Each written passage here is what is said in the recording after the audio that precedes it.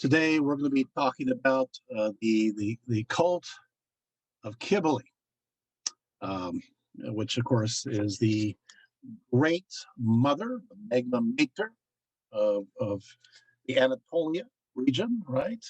She is, her origins can go back to Catalhoyuk or earlier, but at least to the 6th millennium BCE. The cult of Cybele was rooted in Phrygia, but other places as well. Of course, Phrygia is interesting. We'll talk more about it. It seems to be the ecstatic heart of Anatolia, and so many mystical, almost frenzied religions arrive from this district, and we will investigate that as we go along. Everything, of course, from Rumi to the Christian Montanists. It's very interesting. So we're going to be going into this belief system in quite a bit of detail. So I want you to hang on. But before we do, let's go into definitions. Everybody always seems to have discussions on how do you say the name? And everybody is correcting everybody else. I always love that. It's kind of like the Isis, when it comes to the Egyptian goddess, people fight just as much about how to say the name Cybele.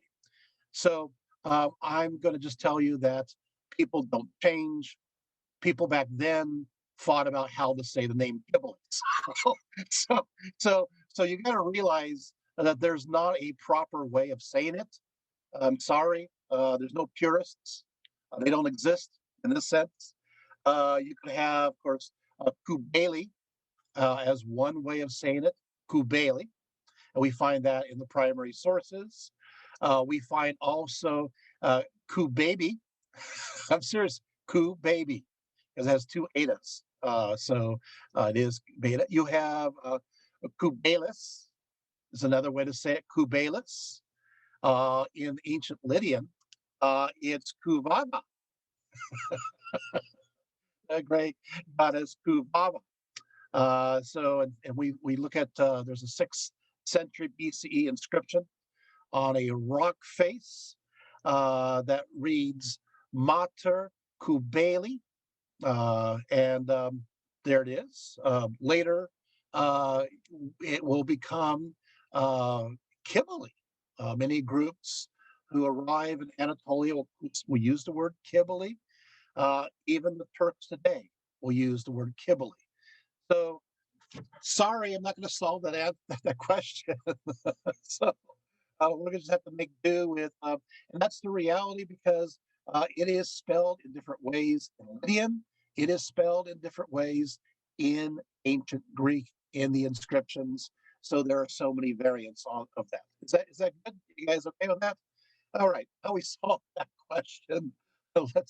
Let's keep going. Many ancient sources say the name Cybele or Cybele is related to the idea of mountains, of being born out of a stone, right? And so it seems like she is oftentimes connected with the concept of a holy mountain.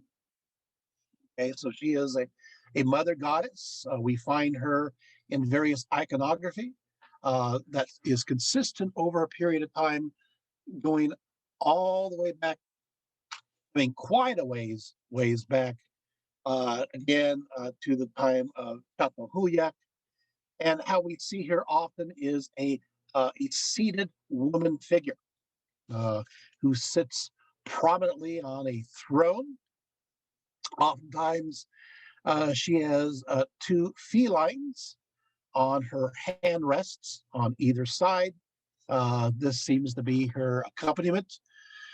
So that of a lion or something that is a feline seems to be a consistent theme that goes all the way back. Okay, so all the way back. Cybele also is connected to an earlier Anatolian goddess that is yet another word. You can see the variant of it, known as Kubaba. Kubaba. again, going back to the second millennia BCE. Let's just kind of go back to some of the earliest images of her. Okay, so what are the earliest images understood as Cybele, as the mother of gods, is found at a place known as Mount Syphilis. So Mount Syphilis, called Spill Mountain, S-P-I-L, mountain by the ancients. This is a dormant volcano with unusual geographical features. I always find that fascinating that usually holy sacred mountains, there's something that really sets them apart, something that is unique about their morphology, how they're shaped. And this one is a very unique one. The reason I want to bring it up this one right away is that this is an ancient image of Cybele that was considered an ancient image by those in ancient times. And that makes it better. So, these are ancient people saying this is the ancient image. I think that gives them a lot of credibility. What do you think? So take a look at this. Mount Syphilis, or also known as Spill Mountain, is in the region of Magnesia on the Meander. And I've been here. So this is near the city of Ephesus. It's in the environs of Lydia. Cybele was believed to actually occupy this mountain, even in an energetic sense, and the region around it. So this is the territory of Cybele. It is interesting, and you're going to see this is also true when it comes to the city of Ephesus. Even though she is a mother goddess, transcends different locations, she does seem to have regions of a special power and occupation, where this place is full of her energy, energeia. And they do understand this as energy. So this is not modern perspectives reading into the information. They do believe that these sites are filled with a special sacred power. We'll go into that in a few moments. And so Mount Spill is one of these locations. Another location, which I will take you to shortly, is Mount Pion at the city of Ephesus, which is dedicated to Cybele, which I had a chance to personally investigate in extreme detail. And in fact, I've actually spent not only the whole day, but days in this particular mountain. I've even taken naps inside of it. But you're gonna love this. If you're my Facebook friend, I actually posted photos of this experience. If you could see it for yourself directly, those are my photos. Anyway, you get some weird dreams, by the way, when you do things like that. All right, so all those Jungian people are all, yeah, let's go there. Okay, all right. Okay, so it is this. So I'm going to give you a description of Mount Spill from somebody who is describing it in the 2nd century CE. How's that for a primary source? His name is Pausanias, and he writes as follows. He says, the Magnesians who live to the north of Spill Mount have on the rock Codinus, the most ancient of all the images of the mother of gods. That's for a source, right? Uh, keep going. The Magnesians say that it was made by Proteus, the son of Tantalus, unquote. So this image was supposedly made by the son of Tantalus. Of course, that was the ugly son of Tantalus by Dion, whose sister was Niobe, right, and brother was Philip. You're wondering. Unfortunately for old Proteus, he was noted for his hubris, and when he refused to honor Artemis, the goddess of hunt, she drove him mad and caused himself to be burned alive. So, great fate for him. But before that happened, He made this great image of the mother of the gods. So, but you do see that there's tie-ins already with the great mother with Artemis, right? And of course, obviously, Cybele. The image was rediscovered in 1881 by W.M. Ramsey, a wonderful archaeologist. The image does date back to the second millennium BCE, so it is pretty old. It is sculpted out of the solid rock and it's. They say it's the Hittites. A lot of people will say actually it's the Luvians, but using Hittite letters. It's very eroded. The head is partly missing, but the image is indeed of an enthroned goddess. She is sitting on a throne, and there is the attendant lion on each side of her arms. Which is really fascinating because if you see this image,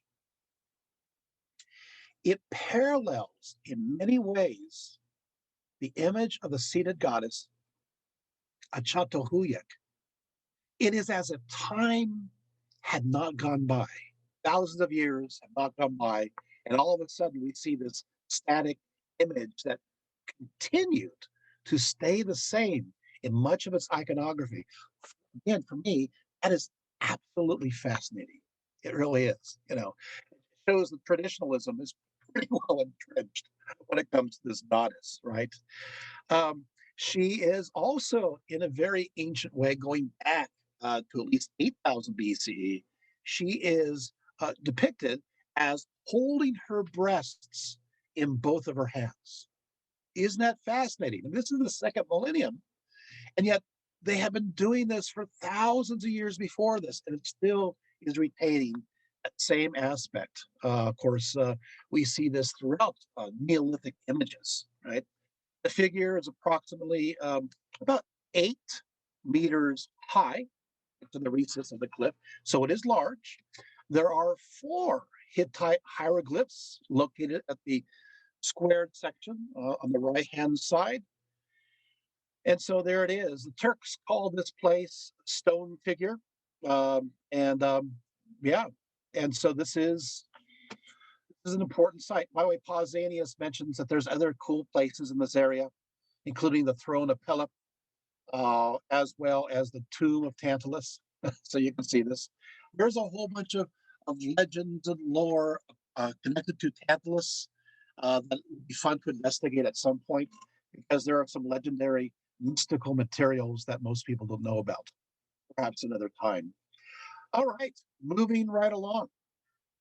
Of course, across much of the Phrygian highlands, you have a whole bunch of these monumental rock cut images, and they're often in the form of doorways.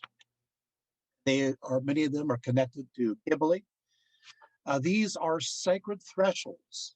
These are boundaries between this world and the supernatural. What I find is fascinating is that they literally cut a door to the other world.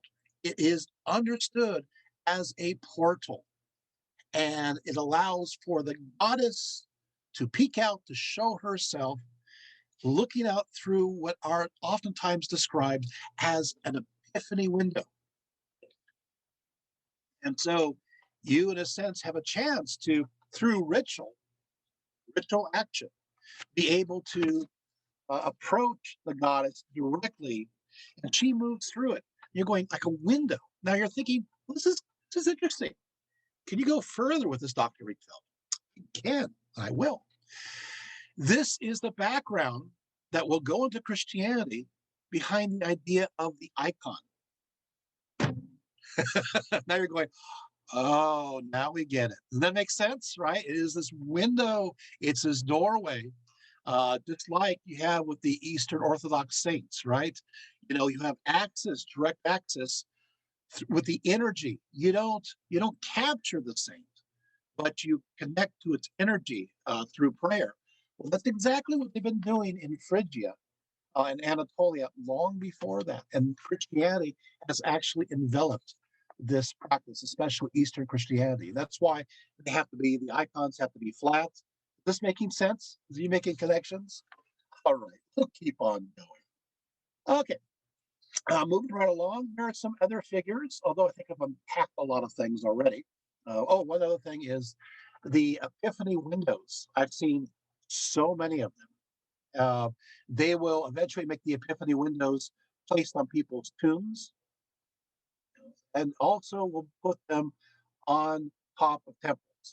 The Temple of Artemis will have an Epiphany window, harkens back to this period of time, ancient idea. You also have what are called the Banyadir figures. The Banyadir, Bayandir, Bandir, connected to the cult of the Magna Mater in Phrygia. They date around the late 8th to the early 7th century BCE. One, of course, of these, for example, is an ivory figurine. It was a goddess holding two children wearing her characteristic dress. What is most curious is that there's another silver figure showing somebody wearing the same clothing as the goddess, but is missing both breasts and female hips. And so it is apparently male from this period. So you have, in a sense, from the late 8th to the 7th century, evidence of what will become known as the Galli. These are the male priests of Cybele, who in a sense become the female priestesses of Cybele. And so they're already shown that early in images showing female dress. This male figure lacks a beard, has a rather elaborate hairstyle and long ringlets in front of the ears, but it's shaved in back. In fact, we find many of these beardless figurines of these sacred attendants throughout Anatolia. And again, once again, it seems to be the Gallus. Right? So we'll be talking more about these priests, or I should say priestesses, and we're going to dive deep into the controversy. Oh, don't worry. We are going to go there. I'm not going to just kind of walk on by and say, okay, we're not going to talk about this. Oh, no. Okay, so we'll go into the idea of gender and so forth when it comes to their understanding. And the beauty of it is, I'm going to use their own words. How's that? I think it's always best to hear from them. You know, so often scholars talk amongst themselves. And it's like, well, why don't we just ask them? Oh, yeah. we come up with all these wonderful formulas and ideas and so forth. I'm going, you can do better than that. All right, from the place called Ecstatic, we find a sculptural relief of Proto-Cybele that is next to a composite figure that is part human and part lion. It has kind of Neo-Hittite influences.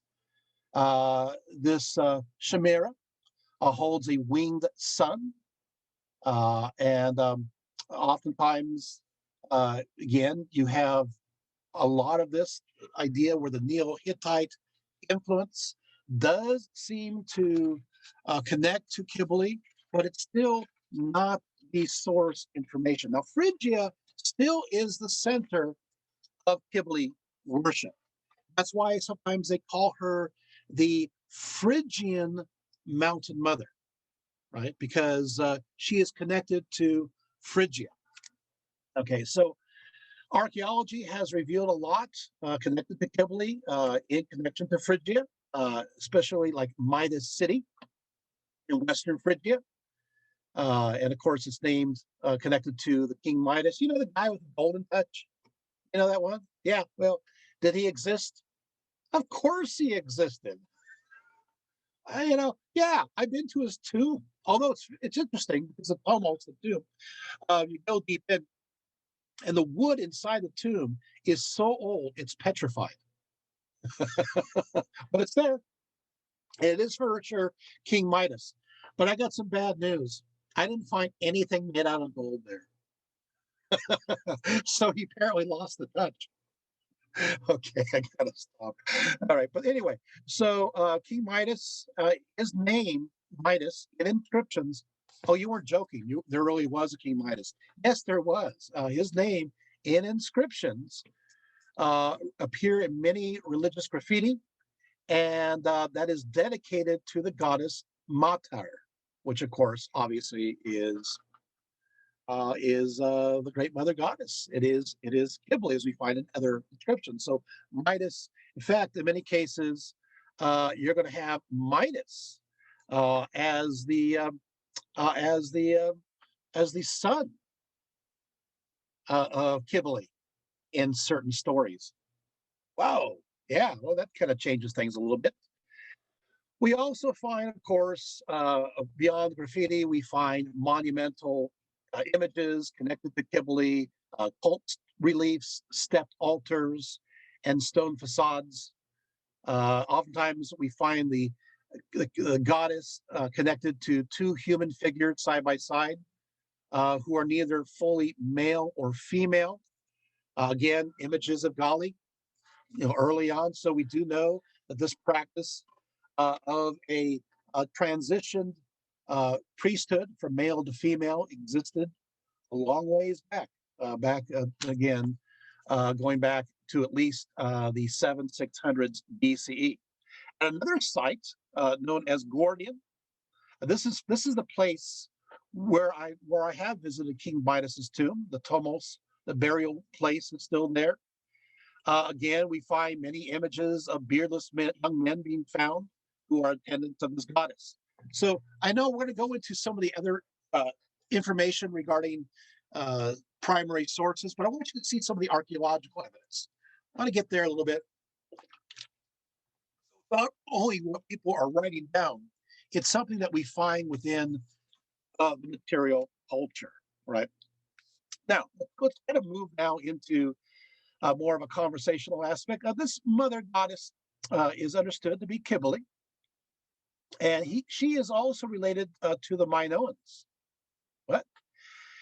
Because remember that the Minoans are not only based in Crete and the surrounding islands of Asia, but the Minoans actually occupied, I know that directly, the coast of Anatolia.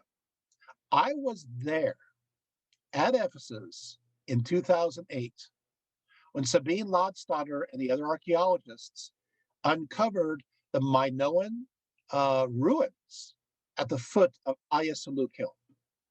I can tell you firsthand, the Minoans were there in Ephesus. I've seen the Minoan vessels at Miletus. They were there too. In fact, all along, Minoans were there. And so their beliefs mix with the indigenous peoples who are known as the Luvians, who are an offshoot of the Hittites. And Luvian peoples include the Carians and Lelegates, Samians, right? Lots of words. I'm sorry, word salad. But there you have it. Okay, so we know. So the Minoans do have a connection with her. In Crete itself, then, she is connected to the goddess known as Rhea. But Cybele is also connected to the goddess Rhea in the area of the Troad, around Troy. She is not just Cybele, she is Rhea, and understood as that. How do we know? We find inscriptions that will show the name Cybele, but the name Rhea. They are connected. I'm going to go further. In many cases, when they make these connections, they'll even put the names directly together as part of the name. So it's hard to doubt that. So they are connected. We also have connections between Rhea and the underworld aspect of Cybele, because she's connected to the underworld, this world, and the sky. Oftentimes the mountain viewed as a transitional period between these three levels. She is connected to another goddess that's imported in. You guys ever heard of Hecate? There you have it. And so Hecate will be connected. So we will find even inscriptions that will say Rhea Hecate.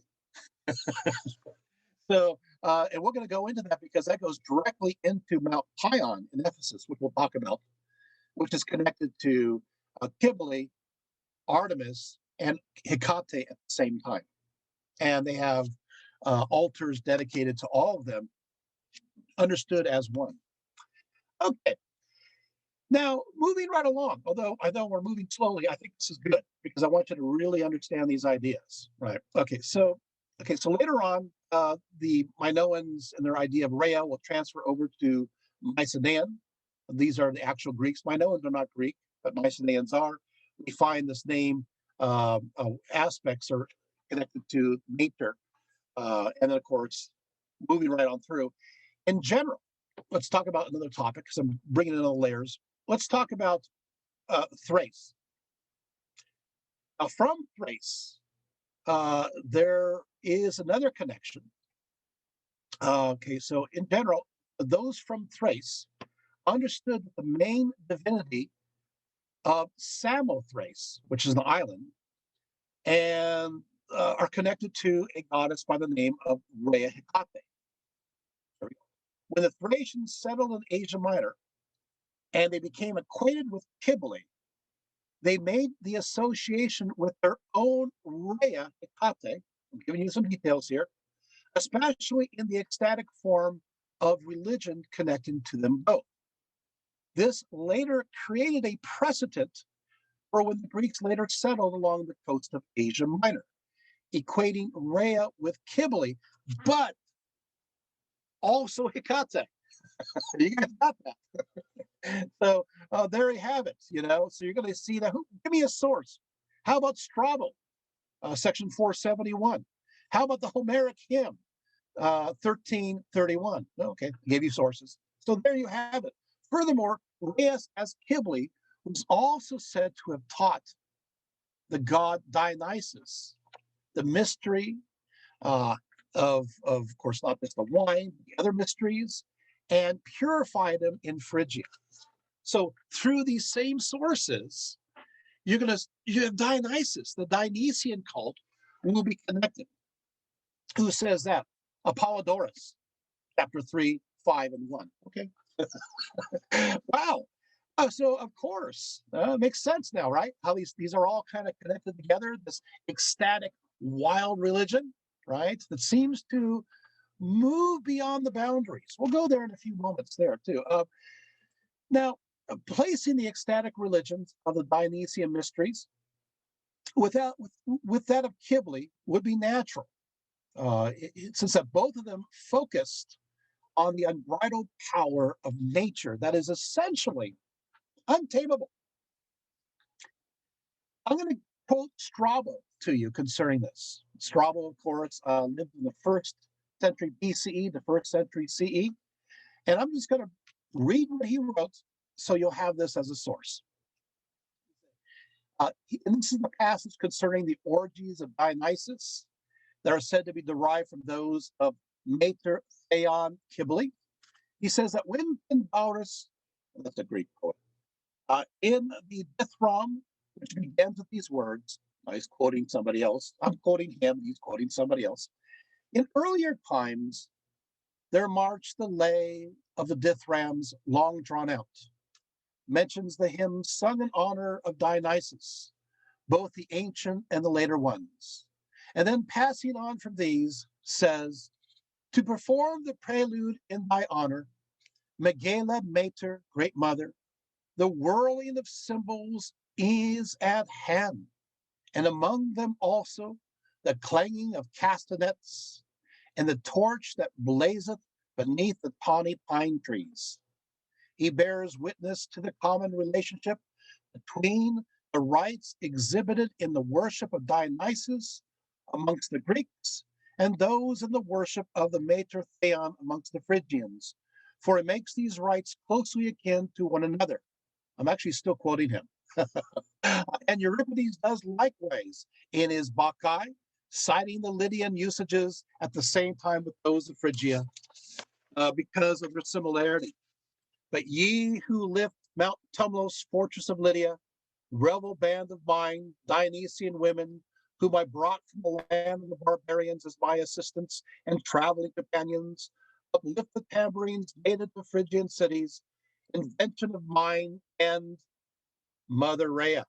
And again, happy he who is, blessed man, initiated into the mystic rites, is pure in his life. Then there's a break in the text, lacuna, right? Who preserving the righteous orgia or orgies of the great mother Cybele, and brandishing the thyrus and hide and reed with ivy, doth worship Dionysus. Come ye Bacchae, bringing down Bromios, God the child of God, out of the Phrygian mountains into the broad highways of Greece. I mean, there's so much to unpack here. But you can see right here, there's a connection. This is a short passage with Cybele, with the goddess Rhea. You see it? You saw also in this passage with the god Dionysus, and exactly how, through the orgia, through the orgastic feasts, right? And through the celebrations, and the connection with the idea of a holy mountain.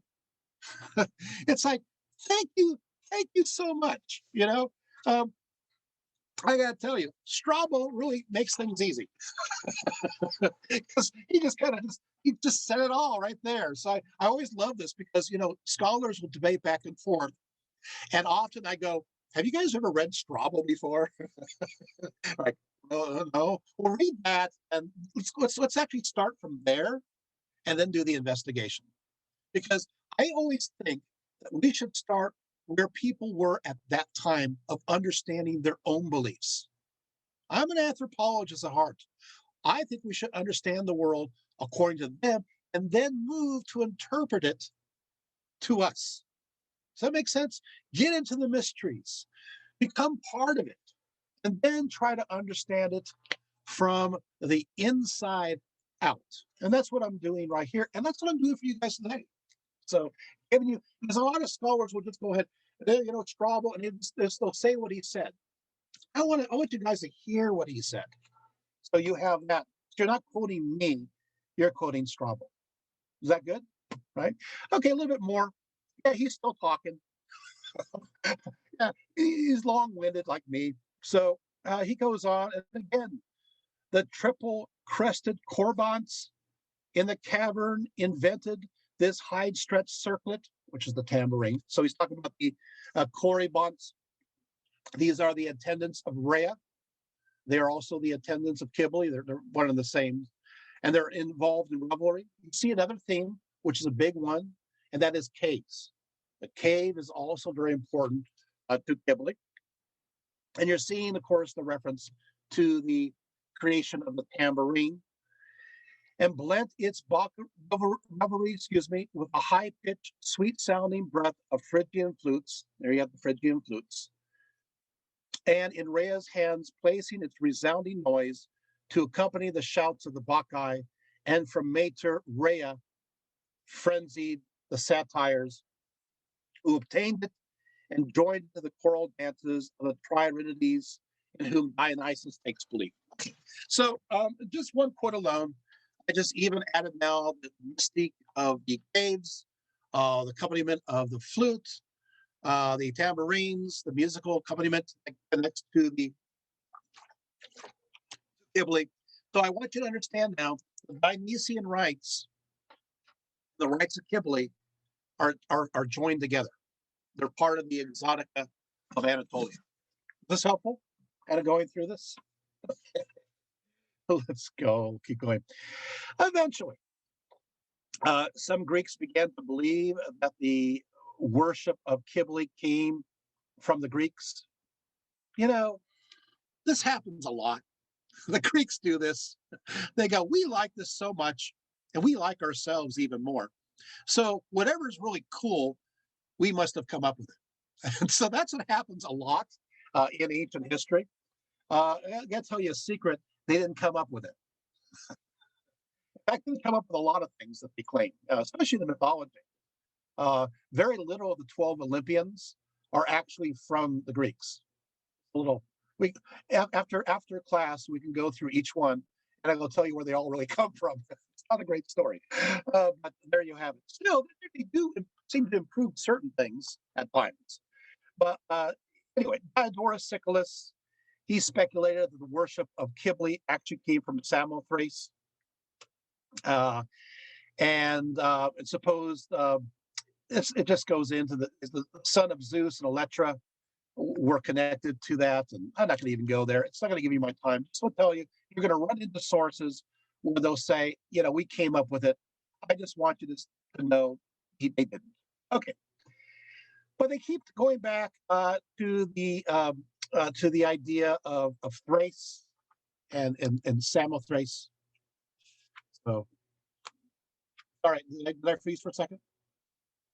Okay, I froze for a second, so my mind something from okay. But there you have it. Classicists have recognized similarities between the culture of Ephesus and Samothrace, however, which is a connection there. So let's keep on going because I don't want to go down that rabbit trail. Let's talk about the Corbants or Corbantic worship. The attendants of Cybele, of Rhea, they are oftentimes known as the Curates, also known as the Corybantes, right? And we find them in connection to both the Phrygian version and as well as the Cretan Rhea. And of course, there's a connection between these Curates and these Corybantes with another group known as the Idaean Dactyls. Okay, the Idaean Dactyls. Don't worry, I'm going to unpack every one of these words. But there you have it. These are the attendants. And in their respective sense, they are oftentimes also of a frenzied demeanor. The two set of attendants were connected to the Galli priesthood, at least in a mythological sense, known for their warlike cries, their violent movements, and their armor. And we see this, in fact, connected to other, oftentimes, female attendants that wear armor, that are warrior-like, that connect to another group known as the Amazons. Maybe you've heard of these before, doing their war dance before the image of Artemis of the Ephesians. Well, we have to go back. And we're going to go back to another topic that is connected to Cybele and to Rhea. Here we go. You ready for some mystery that most people don't know about? Here we go. Once upon a time, there was a mount known as Mount Ida, I-D-A. Mount Ida, very interesting.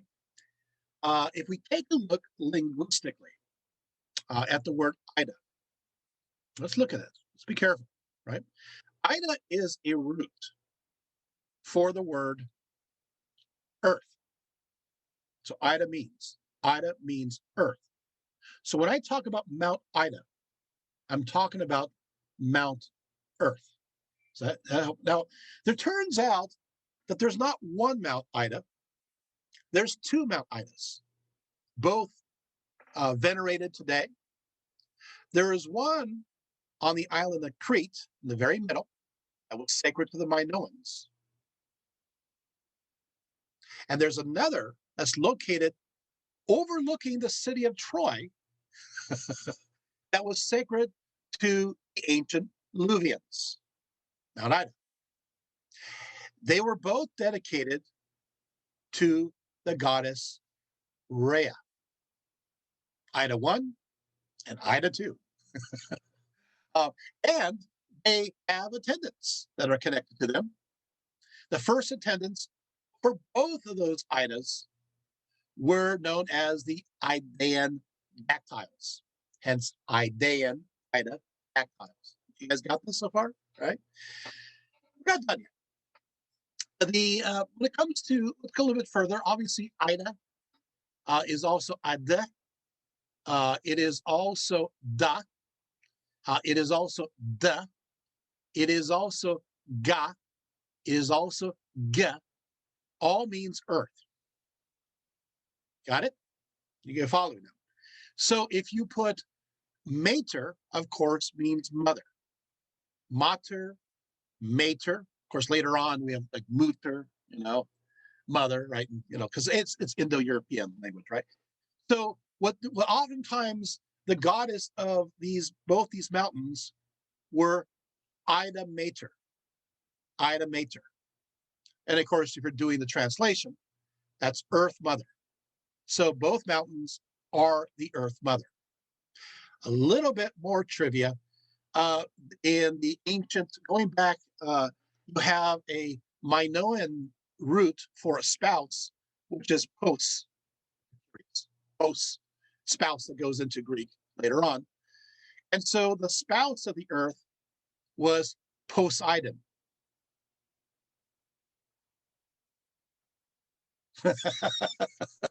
And so that was originally the consort of the Great Mother. Is this cool so far?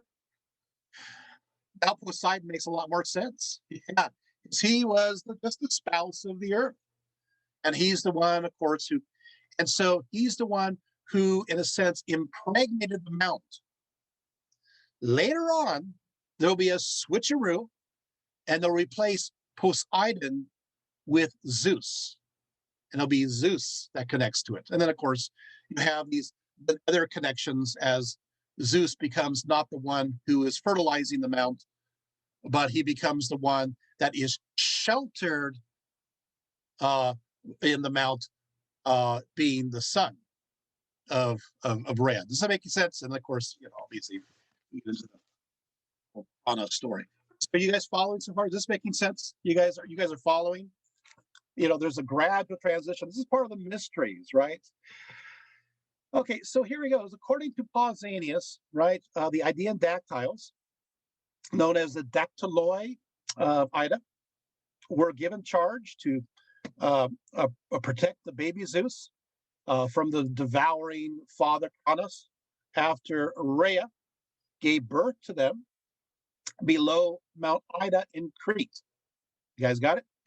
The Idaean dactyls, they were magical creatures who are not only agents of magic, but of metalworking as well.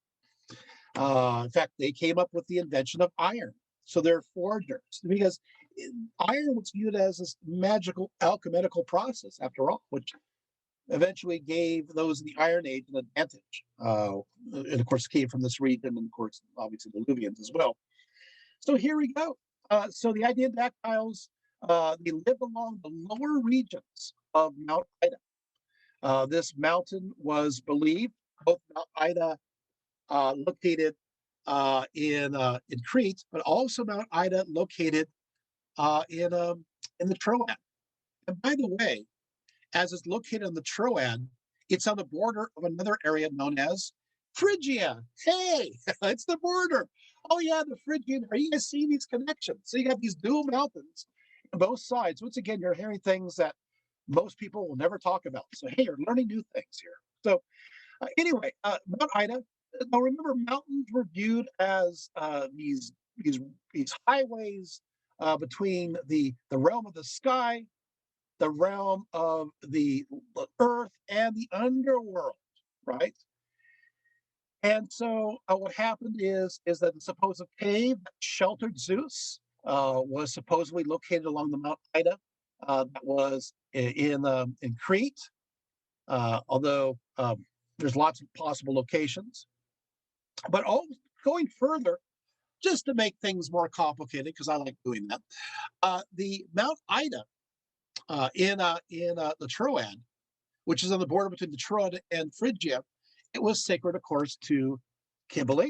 We know that from writings and inscriptions, and we'll actually go over some of those today. We know that it's connected also to Rhea, but it's also connected to another goddess known as Adrastia. Oh, Adrastia, who basically is just another name for Rhea and Cybele. So there you name it. So, okay, moving along. The idea of dactyls were said to be the first settlers along the lower slopes of Mount Ida. Of course, for the lower slopes of the mountain are called feet. And so the dactyls are like the fingers of the mountain. Hello, dactyls. You guys are following that too, right? Accordingly, they you basically have forms of the dactyls. We have Domenius is one of the name of the dactyls. Calamus is another one. You guys ever heard of Hercules and Acmon and a few others? So there you are. Some will say that they were not just attendants, they were wizards as well, and that they are, according to many sources, the one who gave birth to both the Curites and the Corybantes, who are also attendants of the goddess. There we go. Okay. I wish I could go further into that, but that's a whole nother lecture in and of itself. But you can see now, you got these Idas, and you have the Minoan and Luvian, the same period of time. You have the combination between Rhea, Cybele, and you're going to get obviously Hecate in with the Rhea connection. And you can see geographically how it's moving towards Phrygia. You not see it? It's right. So it's kind of moving to the border. So let's go to the next step, and that's to the center place of the worship of Cybele. And that center place is known as Pessinus. Pessinus.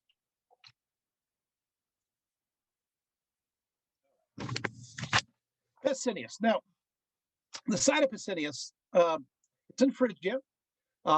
Here, she is worshipped in the form of a black meteorite stone, but it was originally connected to a mountain goddess.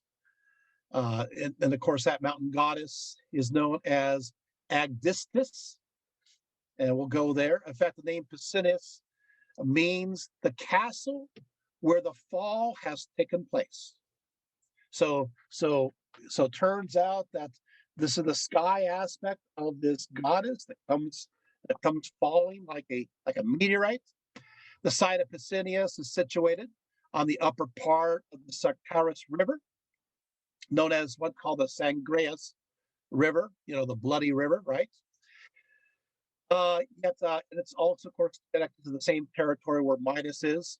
Unfortunately, archaeology can only go back to 400 BCE, so we're waiting to find an earlier site for Pessinus and the local legends. According to Strabo, the priests of Pessinus had been there since what he calls ancient times, so a long time ago, and connected to King Midas. But how was Cybele originally worshipped? Many scholars believe that the Phrygians provide some key elements in that. Now, as far as the designation mater, the word in Phrygian means mater means it can mean mother. Hold your breath. It could also mean mediator. I'm serious. In Phrygian. So it means mother and mediator. And so she was the goddess of boundaries, standing at the threshold between the tamed and the untamed, the civilized and the uncivilized, as well as the realm of the living and the dead. And while she had the ability to soothe wild creation, she herself was still intrinsically an aspect of this unspoiled natural state. So she's connected to the lions and the hawks and mountains, right? Cybele was proclaimed the mistress of animals, much like you see this with the Minoans, their goddess that goes down to the Mycenaeans, we know through Linear B, this mistress of the animals. We also know, of course, Artemis is a mistress of the animals, right? And later Greeks, of course, know this as Opnia Theron, right? Cybele was appealed to calm her natural ferocity, right, for the benefit of humanity. You see, nature is wild, right? It's out of control. It's chaotic. And who's the center of this chaos? Cybele is. She's wild, right? But because she is the center of the hurricane, as a hurricane, she can also calm herself down. She has that power. As long as you let her still be her primal aspect. Is that making sense? So she can make things good for you when it comes to planting and the weather and procreation. But you got to make sure that she stays wild. Everything about her is still to be respected. So if successful in dealing with Cybele, she could protect towns and cities from natural threats and offering her natural blessings, as I said, like fertility, as long as it was respected that she herself would require, here it is, here's a big caveat, a more natural form of worship, a worship that went back in many forms through the millennia. And so she would be depicted as wearing a mural crown, displaying city gates and walls, and often the city itself. But at the same time, it is through her natural unbridled power that she would protect it, right? And the expectation is that while she will give civilized benefits, your religious devotion to her is still to be wild. It's still to be unbridled. It's still to be frenzied. As long as you understood that as the exchange and relationship, you're okay. You guys got that? You know, so that means is that if you are a worshiper of her, when you enter into her space, you respect her rules, and that is the rules of the wild realm. And that's why her belief system is so often controversial, right? The orgastic rituals and lots of things going on there, right? That's because that's the expectation. That's part of the agreement. As we discussed, Cybele was connected to sacred mountains and was herself viewed as a mountain goddess. More than that, Cybele was connected to sacred springs and underground water sources. In fact, her places of worship were inclusive of both mountains and springs and holy caves. In form and costume, Phrygians adopted the outfit of the Neo Hittite goddess Cybele. As I said before, the boundaries of life and death is the most natural of all. And of course, so Cybele was appealed to for protection on various tombs, as well as Attis, especially in Asia Minor, and mostly in the environs of Phrygia. So there you have it. So tombs are often viewed as dwelling places where the spirit potentially resided. So in this sense, Cybele was invoked to protect one's new home, and architectural features often accompanied these tomb homes to further the connection. So Cybele, so you'll find people having on their tombs an epiphany window of Cybele, and she is there, right? And she is there in a sense, guarding the boundary between life and death.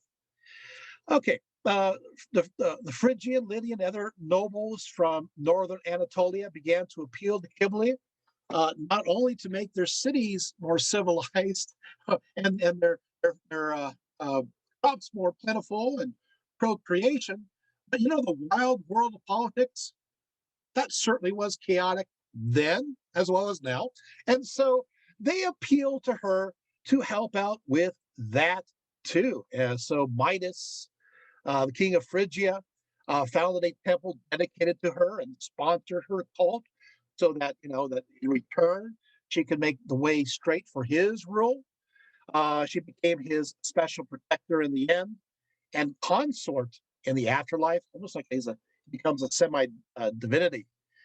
And as I said before, according to pseudo-hygienist, Midas was actually the son of the goddess. So there you have it.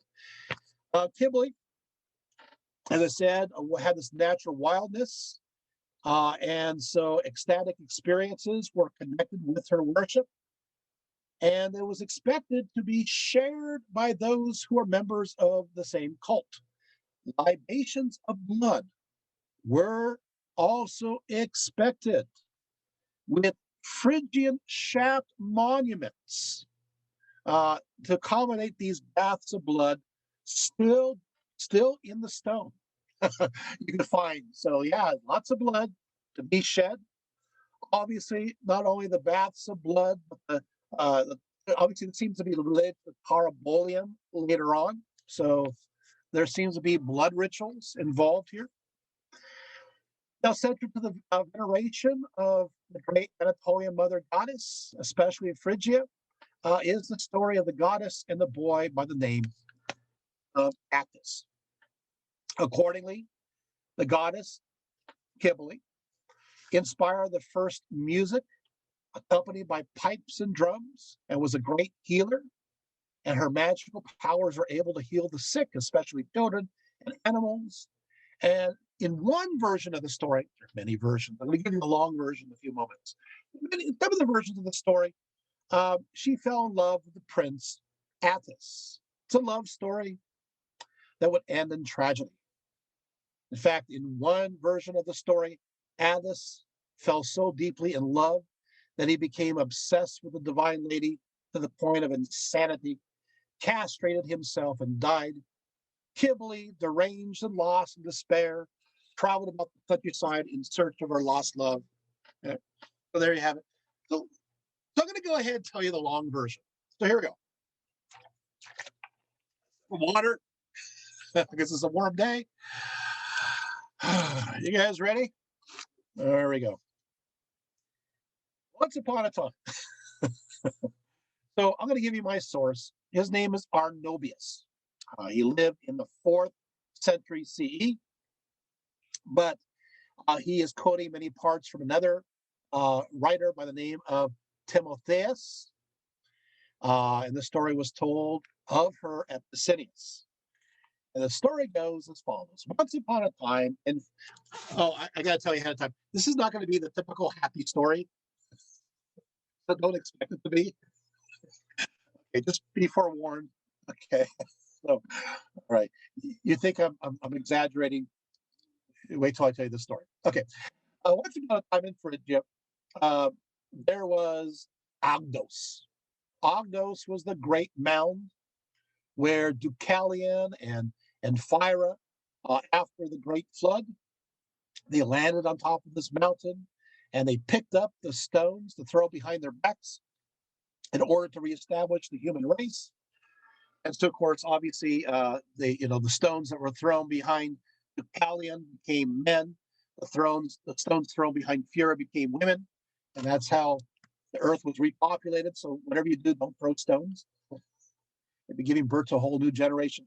All right. So what happens is this great stone was infused with the vitality of the great mother goddess. It was, in essence, her in stone form. And here comes Zeus, which before was most likely Poseidon. You guys got it? Here comes Zeus, being Zeus, who attempted to seduce the great mother and manages to have relations with a great stone goddess, impregnating the stone. Stonewalling. Anyway, soon the holy mound became pregnant, and Agdistis is born of the strange union. Agdistis is neither a he nor a she.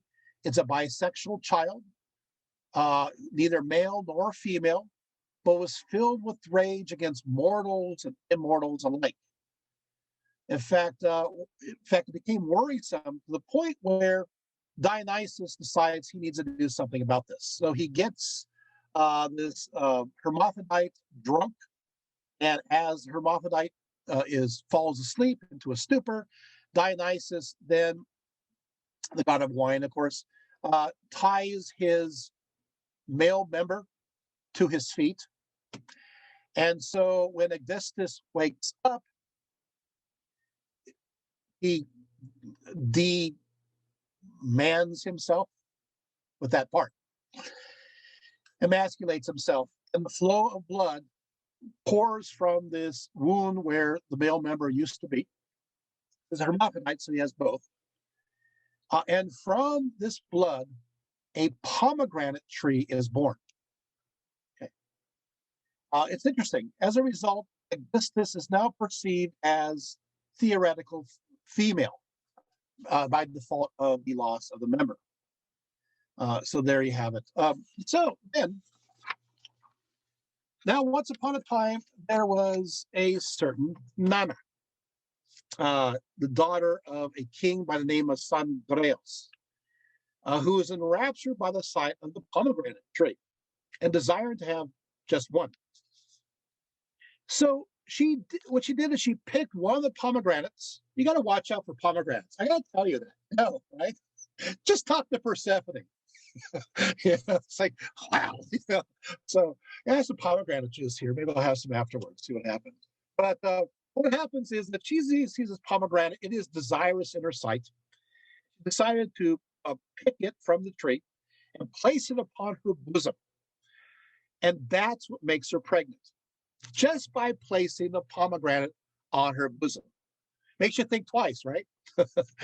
And of course, Pausanias even talks about this beyond Arnobius. He writes, there grew up from it the blood of Megistus, an almond tree with the fruit ripe, and a daughter of the river Sagreus. They say, took the fruit and laid it on her bosom when it was once disappeared, but she was with child. What I read that is that apparently the pomegranate went into her breast. Just got so okay. Okay, sorry, I'm the one laughing here, but it's still interesting. In reaction to her pregnancy, her father locked her away, intending her to starve to death. Cybele would not permit Nana to die, and so fed her through her magical ways. And Nana gave birth, but the king was horrified, and the king took the child away from her and ordered the infant to be exposed to the wild, left to die. This was the baby Attis. Pausanias continues, a boy was born and exposed, but was tended by a he-goat, and he grew up, and his beauty was more than human, and Augustus fell in love with him. Wait, what? So here is now Attis. He's extremely handsome. And remember Augustus, who was once a hermaphrodite, but now is a female, who is born of Agdos, which is the rock of Cybele. You guys keeping track of all this, right? Well, now she falls in love with him. Okay. And so, according to Anorbius, their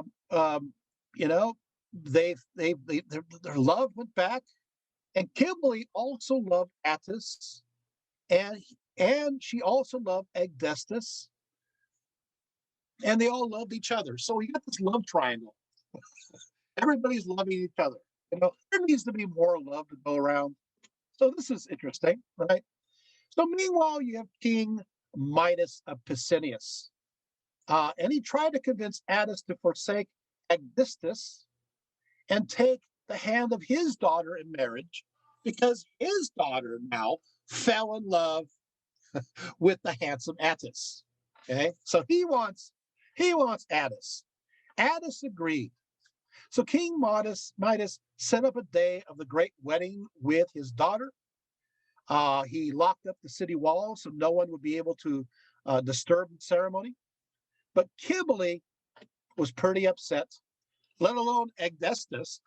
So what happens is that Cybele, knowing the destiny of the youth and that he would never be safe among men unless he could escape the bonds of marriage, unquote, he basically threw herself headfirst against the walls of Pessinus, quote, which from then on, and for this reason, was crowned with powers, unquote.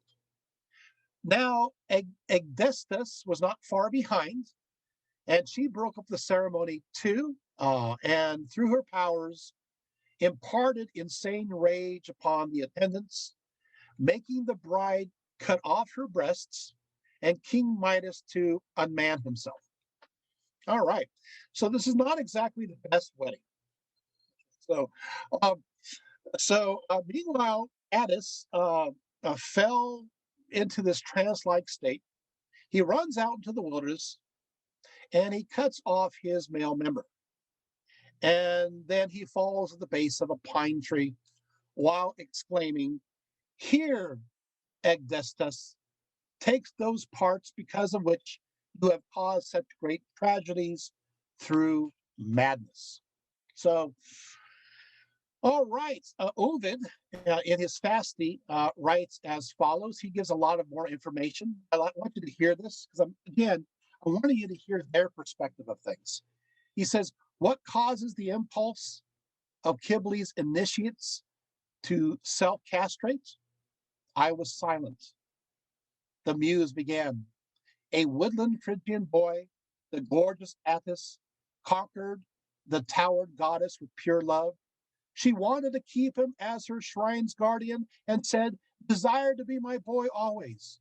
He promised what was asked and he declared, if I lie, let the Venus I cheat to be my last. You never say things like that. You never make those kinds of oaths. What happens? Ovid continues. He cheats. And in the nymph Sagarius stops being what he was. The goddess's wrath punished him. She slashes the tree and cuts the naiads down. The naiad dies. Her fate was the trees. He goes mad and imagines that the bedroom roof is falling and bolts to Didymus's heights.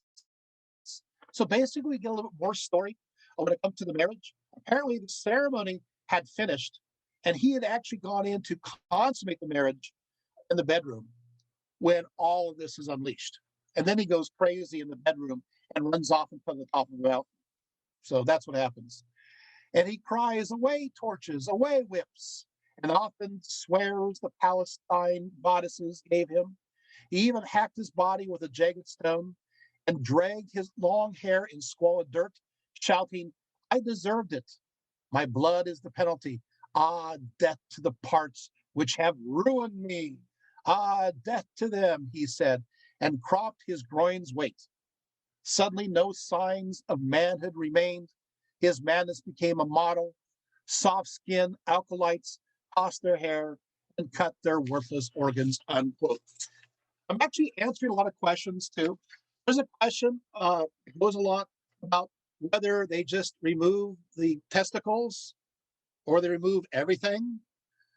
You're going to find after you go through these sources that it's everything for most of the situations. And so that's a lot of blood, and that's dangerous. So I'm sure many who went into these rituals died because of that. And they actually sewed something on top to try to heal the wound, but we'll go to that later. Is this interesting? You guys learning things?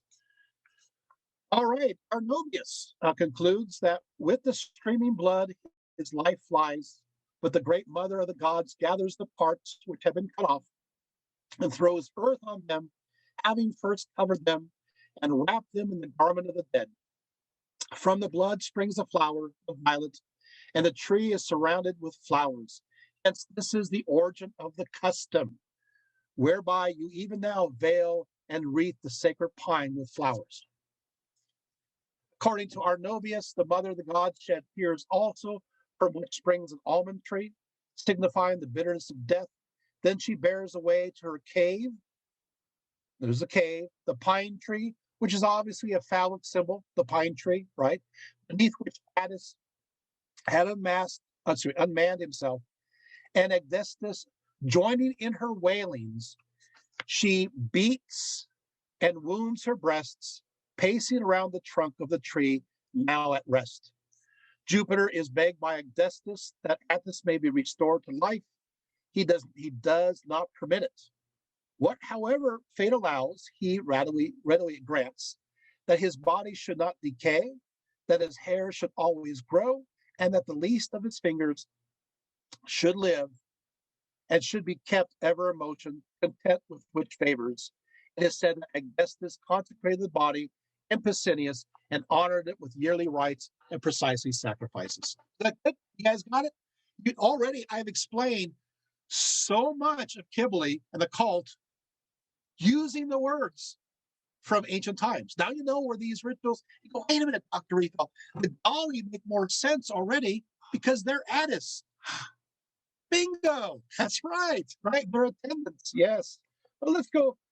Then there's other stories which I don't want to go into, but because in some versions of the story, he does survive, and he has kind of an eventful life afterwards. In fact, according to one tradition, Attis survives his ordeal and becomes the constant attendant of Cybele. And and there's one story where he visits Dionysus in doing his conquest in India. So Dionysus is off trying to conquer India, and so here comes Attis. He arrives, right? And so with all, of course, he's described as a soft-skinned man and looks with shrill tones like the voice of a woman. So that is Attis, right? There's other parts of the story that goes into the fact that it says that he once had staying with a knife the creative stock of marriage, consecrating youth, and threw away the burden of the plowshare without love or wedlock, the man's harvest offering.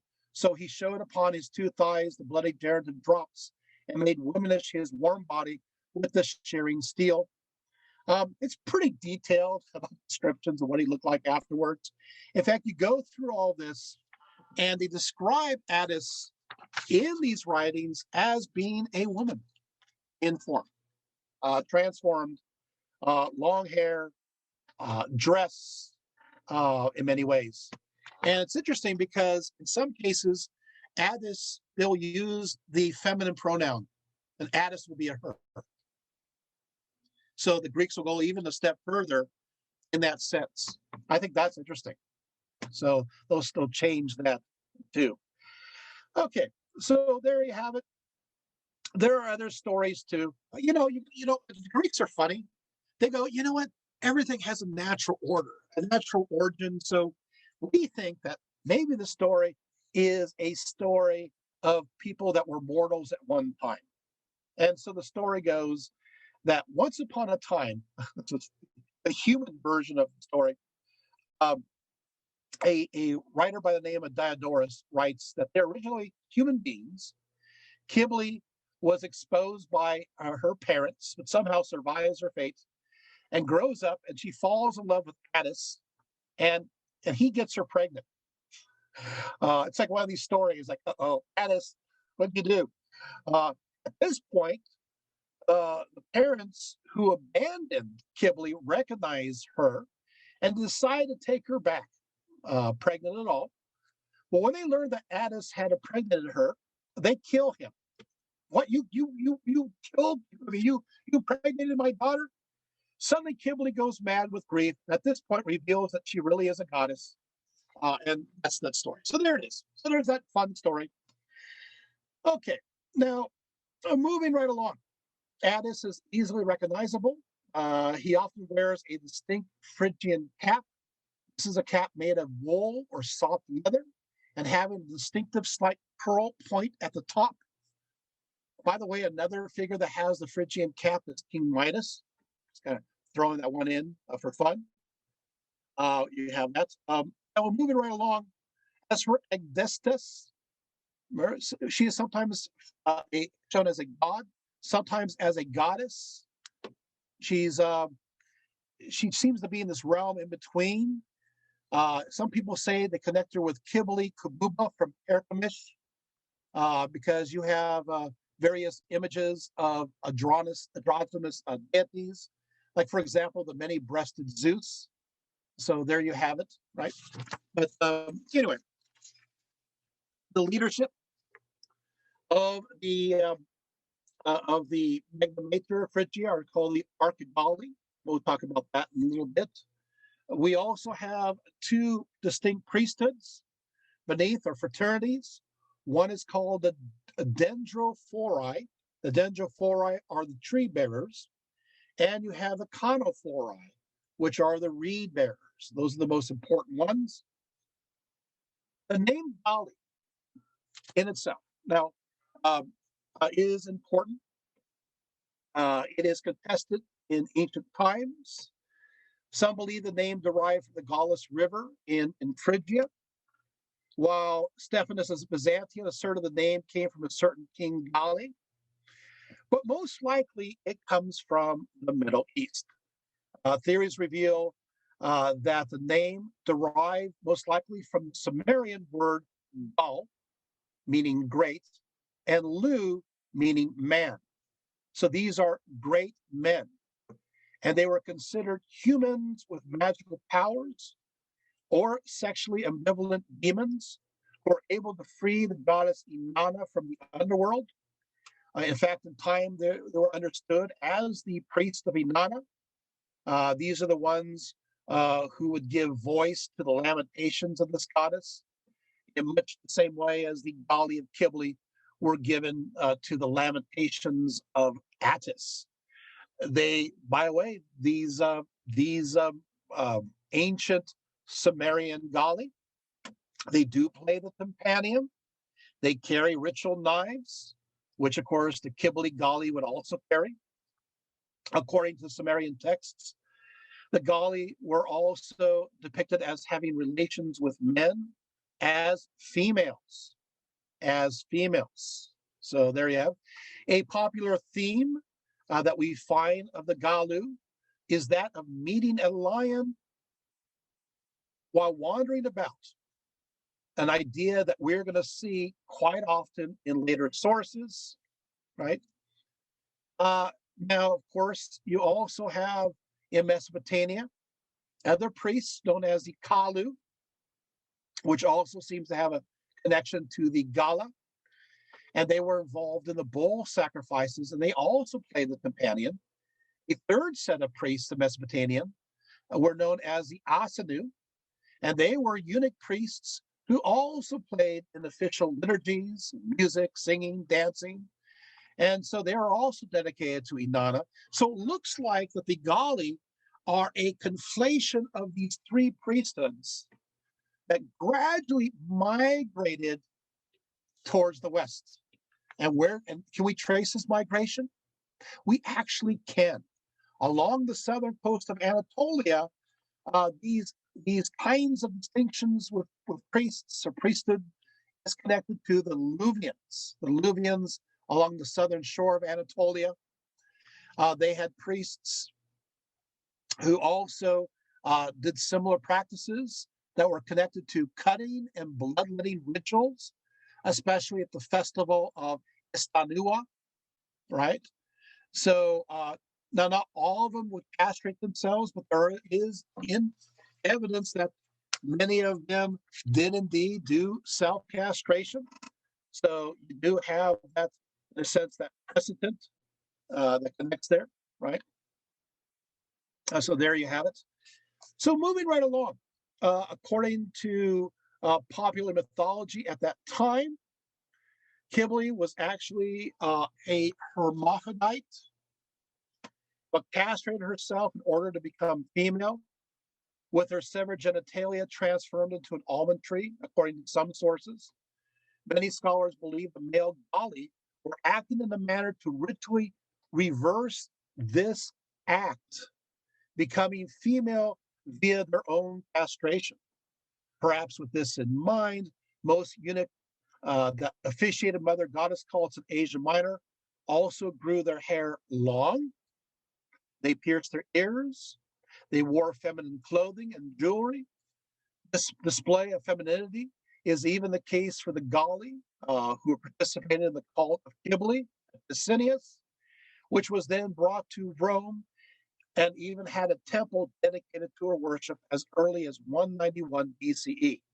So there you have it. So Cybele does have priests that transform into priestesses. Now we're going to go over a little bit because I want to make sure that we get all this information. If that's okay. So let's take a look at some other parts here. The Greek anthology preserved some of the dedications connected to Galli of Cybele, and um, and so I want to go through some of these. Okay, so we have so here it is. Okay, so here are a few of them. One goes as follows: To thee, my mother Rhea, nurse of Phrygian lions, whose devotees tread the heights of Didymus, did womanish Alexis, that's a name of this a particular Galli, ceasing from furious clashing of the brass, dedicate these stimulants of his madness, his shrill toned cymbals, the noise of his deep voiced flute, to which the crooked horn of a younger steer gave a curved form, his echoing tambourines, his knife reddened with blood, and the yellow hair which is once tossed on his shoulder, be kind, O queen, and give rest in his old age from his former wildness to him who went mad in his youth. This is a dedication by a Galli who lived to be a nice older age, but who became a Galli in his youth when he was younger.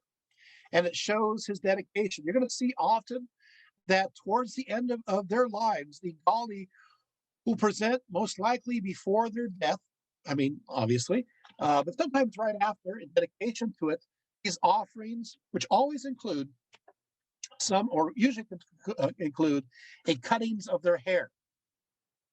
Another dedication goes as follows: The long-haired priest of Rhea, the newly gilded, the dancer from Lydian tumults, whose shriek is heard afar, dedicates now he rests from his frenzy to solemn mother who dwells by the banks of the Sangris, his tambourines, his scourged arms with bones, these noisy brazen cymbals, and a scented lock of hair. So there's another hair dedication here. Another interesting votive of the Galli tells about how they were saved from a lion due to their musical instruments or some other kind of version. A lot of scholars, I have 5 examples of this. A lot of scholars fight over this because here you're going to have a dedication story, and we have 5 extant, that talk about the fact of a Galli encountering a lion. There's a cave that's featured in it, and they're saved as a result. Now, you Jungian people, this is something for you to interpret. I want you to listen closely because this is just raw materials for you to work. So here we go. Okay, first goes as follows, right? Ready? The priest of Rhea, when taking shelter from the winter snowstorm, he enters the lonely cave, had just wiped the snow off his hair, when following on his footsteps came a lion, devourer of cattle, into the hollow way. But he, with outspread hands, beat the great timbre he held, and the whole cave rang with sound. Nor did that woodland beast dare to support the holy boon of Cybele, but rushed straight up the forest-clad hill in dread of the half-girlish servant of the goddess, who hath dedicated to her these robes and his yellow hair. So here you go, right. So a lion is taken away, through these instruments, flees. But here's a second one. A begging eunuch priest of Cybele was wandering through the upland forests of Ida, and there met with a huge lion, its hungry throat dreadfully gaping as though to devour him. Then, in fear of the death that faced him in its raving jaws, he beat his tambour from the holy grove. The lion shut its murderous mouth, and as it itself, full of divine frenzy, began to toss and whirl its mane about its head. He thus escaped a dreadful death, dedicated to Rhea, the beast that had taught itself her dance. Okay, so there's a second one. Well, you're thinking, that's it? No, there's a third. Goaded by the fury of the dreadful goddess, tossing his locks in wild frenzy, clothed in women's raiment, with well-plaited tresses and a dainty netted hair caul, a eunuch once took shelter in a mountain cavern, driven by the numbing snow of Zeus. But behind him rushed an unshivering lion, slayer of bulls, returning to his den in the evening, who, looking on the man, snuffing in its shapely nostrils the smell of human flesh, stood still on his sturdy feet, but rolling his eyes, roared round loudly his greedy jaws. The cave his den thunders around him, and the wooded peak that mounts nigh to the clouds echoes loud. But the priest, startled by the deep voice, felt all his stirred spirit broken in his breast.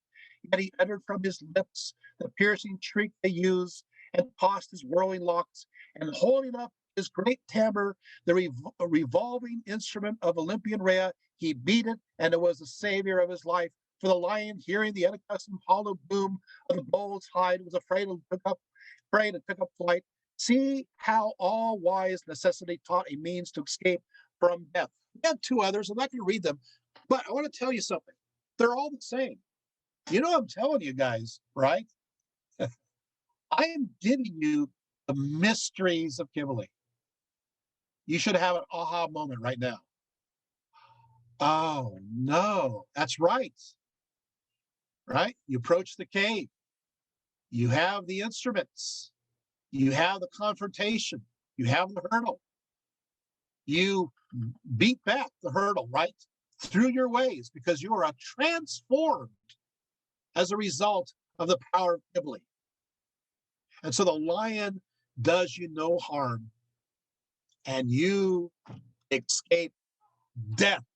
You got 5 versions of this. This is part of the ritual they went through. Isn't that great? So we have the surviving aspects of this narrative. There's a few interesting factors when it comes to some of these dedications. One talks about the knife of which the person opened their veins. And I just want to bring this up, that there is evidence that after making some of these dedications, they commit suicide. At the end of your days as a Galli, there's a ritual suicidal aspect to it. I find this in a few places. So there you have it. Okay, well, when Magna Mater entered the Greek world, she was equated with Aphrodite, since she had no mythology of her own, according to the Greeks. And they also transfer the Demeter belief system onto her. So they saw her as a earth goddess, as a Minoan equivalent of Gaia.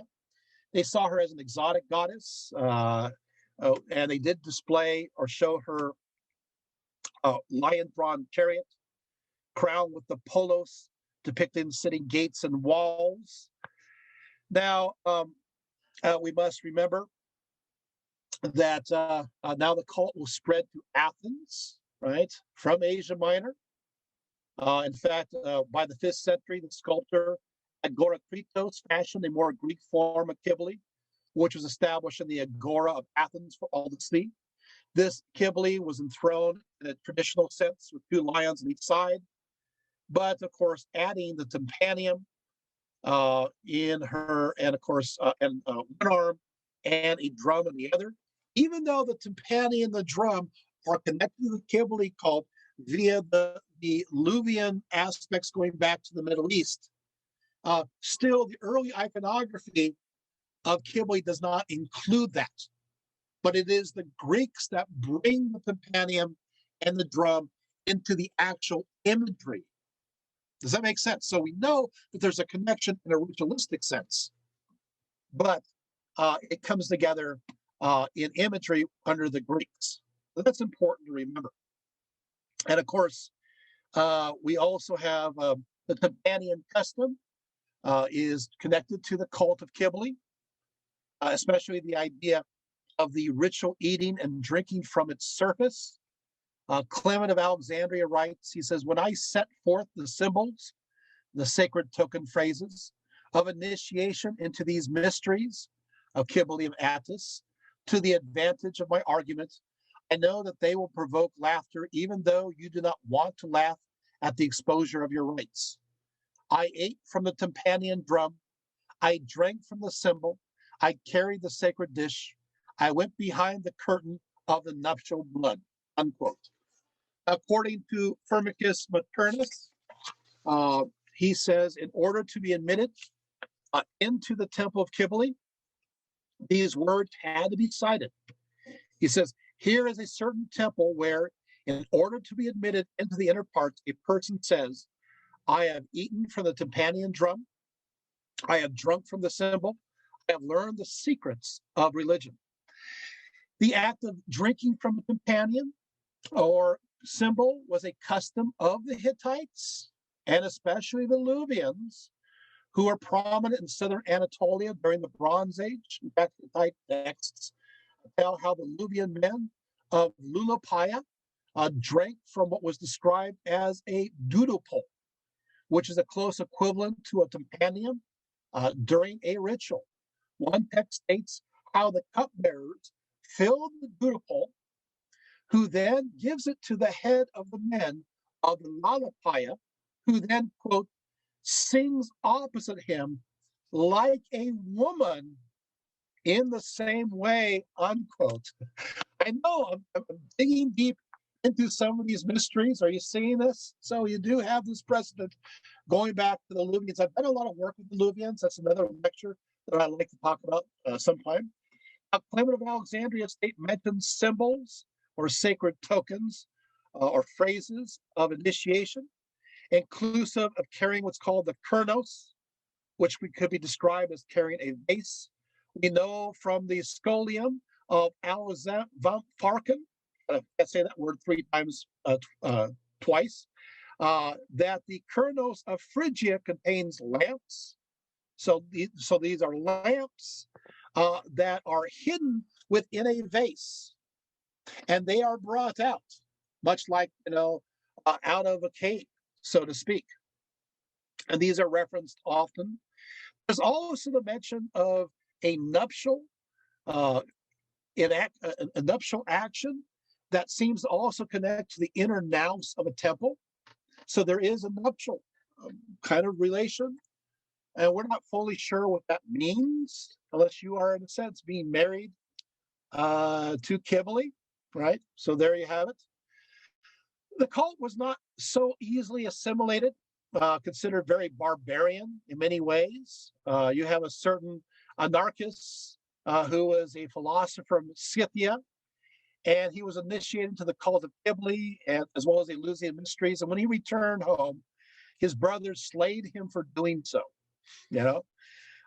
There's also the problem when it comes to how Cybele was understood within the Greek world. There was a shocking display in 415 BCE where a man leaped on the altar of the 12 gods and castrated himself with a stone, to the horror of the Greeks, seeing this violence going on. But there you have it.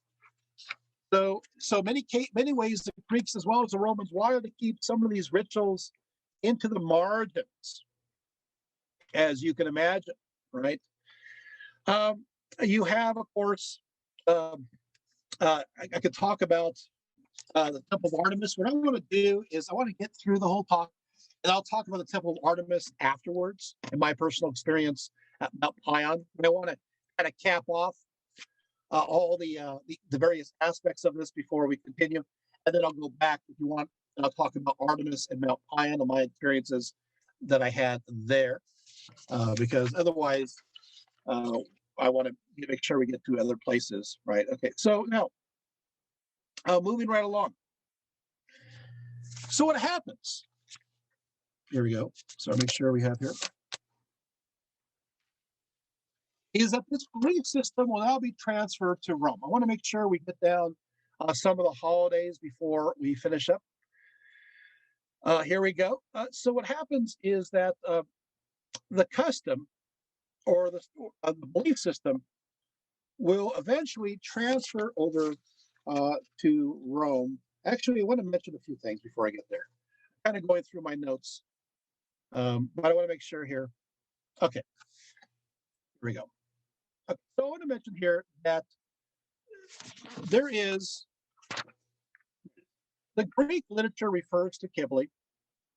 There's quite a lot to choose from. The earliest is the Homeric hymns from the 6th century. It says, to the mother of the gods, the mother of all gods and all human beings, sing to me, clear tone muse, the daughter of great Zeus. The resounding of rattles and tympania and the roar of flutes please her, and the clamor of wolves and flashing-eyed lions, the echoing mountains and the wooded valleys, and thus rejoice you all goddesses who join together in song. So you can see here the use of tympania was now formally understood. It's still very much connected. The earliest reference to the priests of Cybele, the Galli and Greek sources, are not too flattering.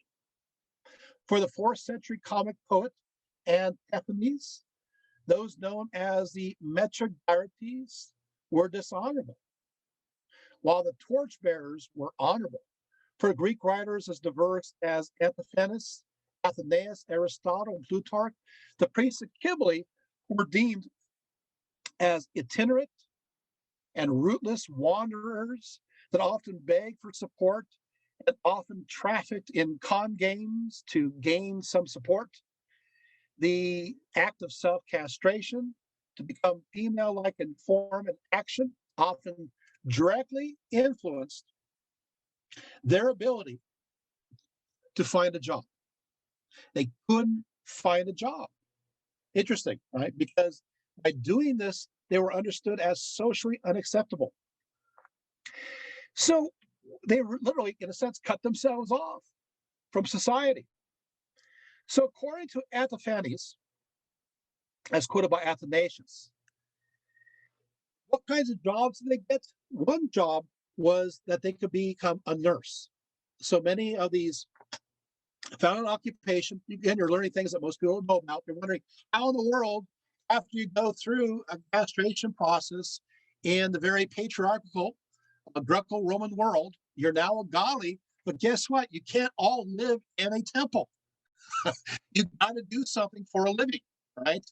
And so what kinds of occupations did they have? And one is a nurse for children. They would gain the confidence of a local household. It's interesting because they used the word nurse in the feminine, not the masculine. So these Galli were looked at as female nurses to look after your children, and they're considered very good at doing so. According to Lucian of Samosata, the great goddess of Syria, Artagardas, was related to Rhea and hence Cybele, and had Galli as well. Lucian tells us 2 stories of how the cult of were connected to eunuch priests. The first version was a Lydian priest of Cybele named Attis, who actually his name is Attis Rhea. Isn't that interesting? So he had a name that was a hybrid masculine and feminine name, who was castrated by the goddess. He arrives at Areopolis to teach his sacred rites and mysteries, adding that he was not permitted to share his knowledge east of the Euphrates River. At Areopolis, this Attis builds the temple of Cybele. Lucy reveals how the 2 goddesses were alike, Astargatis and Cybele, in many ways, inclusive of the mural crown, the 2 lions, and the tympanion, along, of course, with the Galli.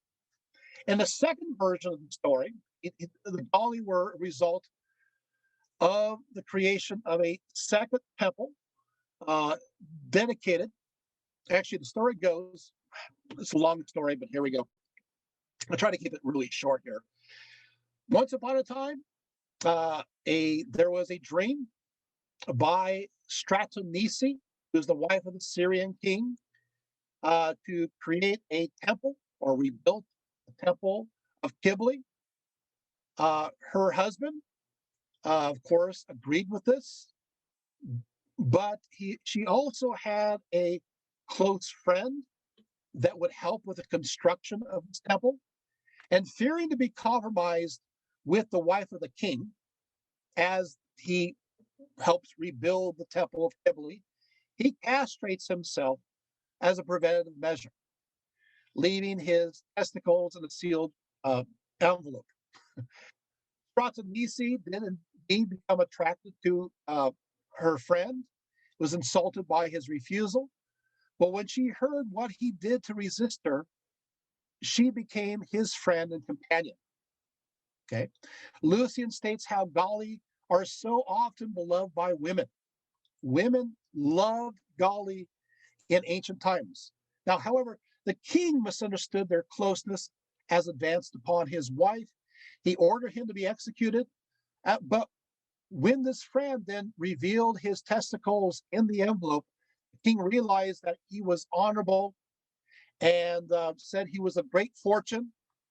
And as a result, the precedent happened that all of those who were priests of the mother goddess in that region were to be castrated. But here's the important part.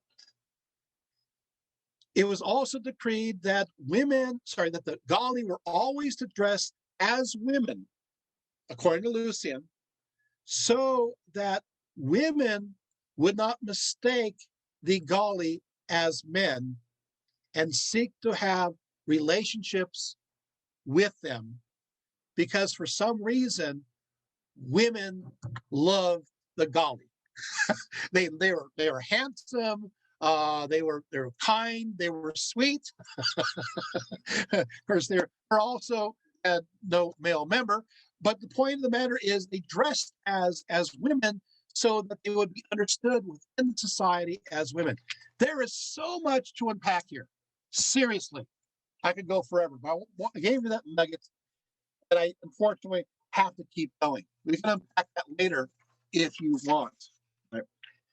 Okay, moving right along. Okay, so what will happen is the Cybele cult will then be transferred over to Rome. And the story goes, here it is, that the Romans, if they were to be successful, according to the Sublime Oracle, had to have Cybele in Rome. And so the Romans negotiated with the Phrygians through the Pergamon kings, who then transferred the sacred meteorite stone to the Roman capital, and it arrived. And when it got there, in the year 204 BCE, it was supposed to be brought off the ship. They couldn't move the stone any further, or the ship. What are they going to do? Well, there's this Vestal Virgin, who many people claim that she had broken her vow of chastity, and she said, you know what? Give me this chance to prove that I have been chaste. And so what she did is she goes up to the prow of the ship, she unties her girdle, she wraps it around the very front part, and her alone is able to push the whole ship onto the docking area as well as the stone. And of course, she is deemed as being pure at that point, and the stone is then brought to Rome. And in the year 191 BCE, a temple was already dedicated to her on the Palatine Hill near the Circus Maximus. And what happened is that it's interesting because the temple stood here. Below it was a proscenium and like a stadium-like area to have the various mysteries, so it all could be contained within the temple precinct itself. And then right in the middle of this was the great high altar dedicated to Cybele. Okay. But of course, the Romans did everything they could to restrict the worship from spreading too much outside of this holy precinct. There's a few places, times that they could get out, but the Romans really wanted to keep the foreign influence really trained. In fact, I have to say that the Galli oftentimes confused the Romans. I have here a quote from Marshall. It goes as follows. It says, the Galli says, "What is a female slit to you, Bactius Gallus?" And it goes on to talk about the fact that, and I want to read this because it's pretty interesting, but it goes on to say the fact that that they're neither viewed as men or women. In some cases, it's expected that the Galli will perform as a woman, acts upon the male member. So apparently there is some sacred prostitution here, and there's other evidence of that. However, having said that, they are still not expected to be, according to this, with women, so never not to be, and that it also says that their mouths are that of a male. So again, the Romans are not sure what to do with the Galli, in which category to place them. Are they men? Are they women? Are they a third group in between? Are they a third sex?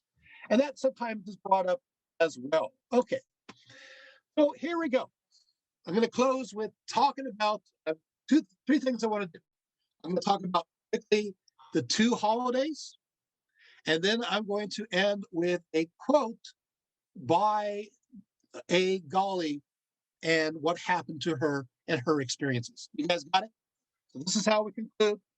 And then we're going to go into, I will talk about other things, including my experience at Mount Pion and Ephesus. But here we go.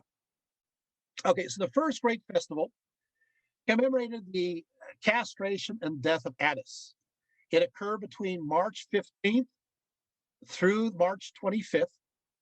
The Canaphore carried reeds and stalks to the temple together with the image of Attis.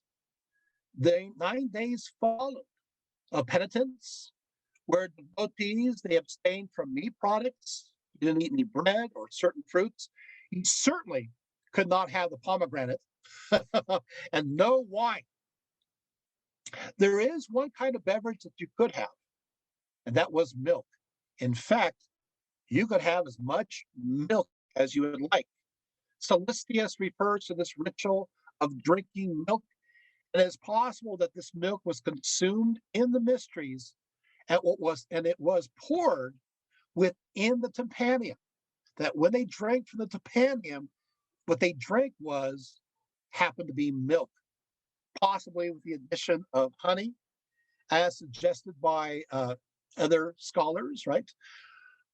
Most devotees also refrain from sexual activity, heightening the intensity of the revelry at the end. The first momentous day was known as the Day of Blood. It was a culmination of the mourning cycle. At a certain point during the day, the high priest gave a signal to his Galli, and they commenced this ecstatic dance, and they circumnavigated around this pine tree that represented Attis. Then they went into this frenzied state to the accompaniment of the clarinet and cymbals, and the Galli started to cut themselves all over with knives as they twirled around like whirling dervishes, right? In their dance of madness, they consecrated blood, and they sprayed this blood all over the tree and onto the altars. Some of them also beat their naked breasts with sharp pine cones, shedding still more blood. With the dance reaching a feverish pitch, the feeling of divine madness descended upon the crowd, already susceptible to suggestion, because, well, you have the vigilant fasting, and prompting many to be encouraged to cross the sacred boundary and join the dancing with the priests.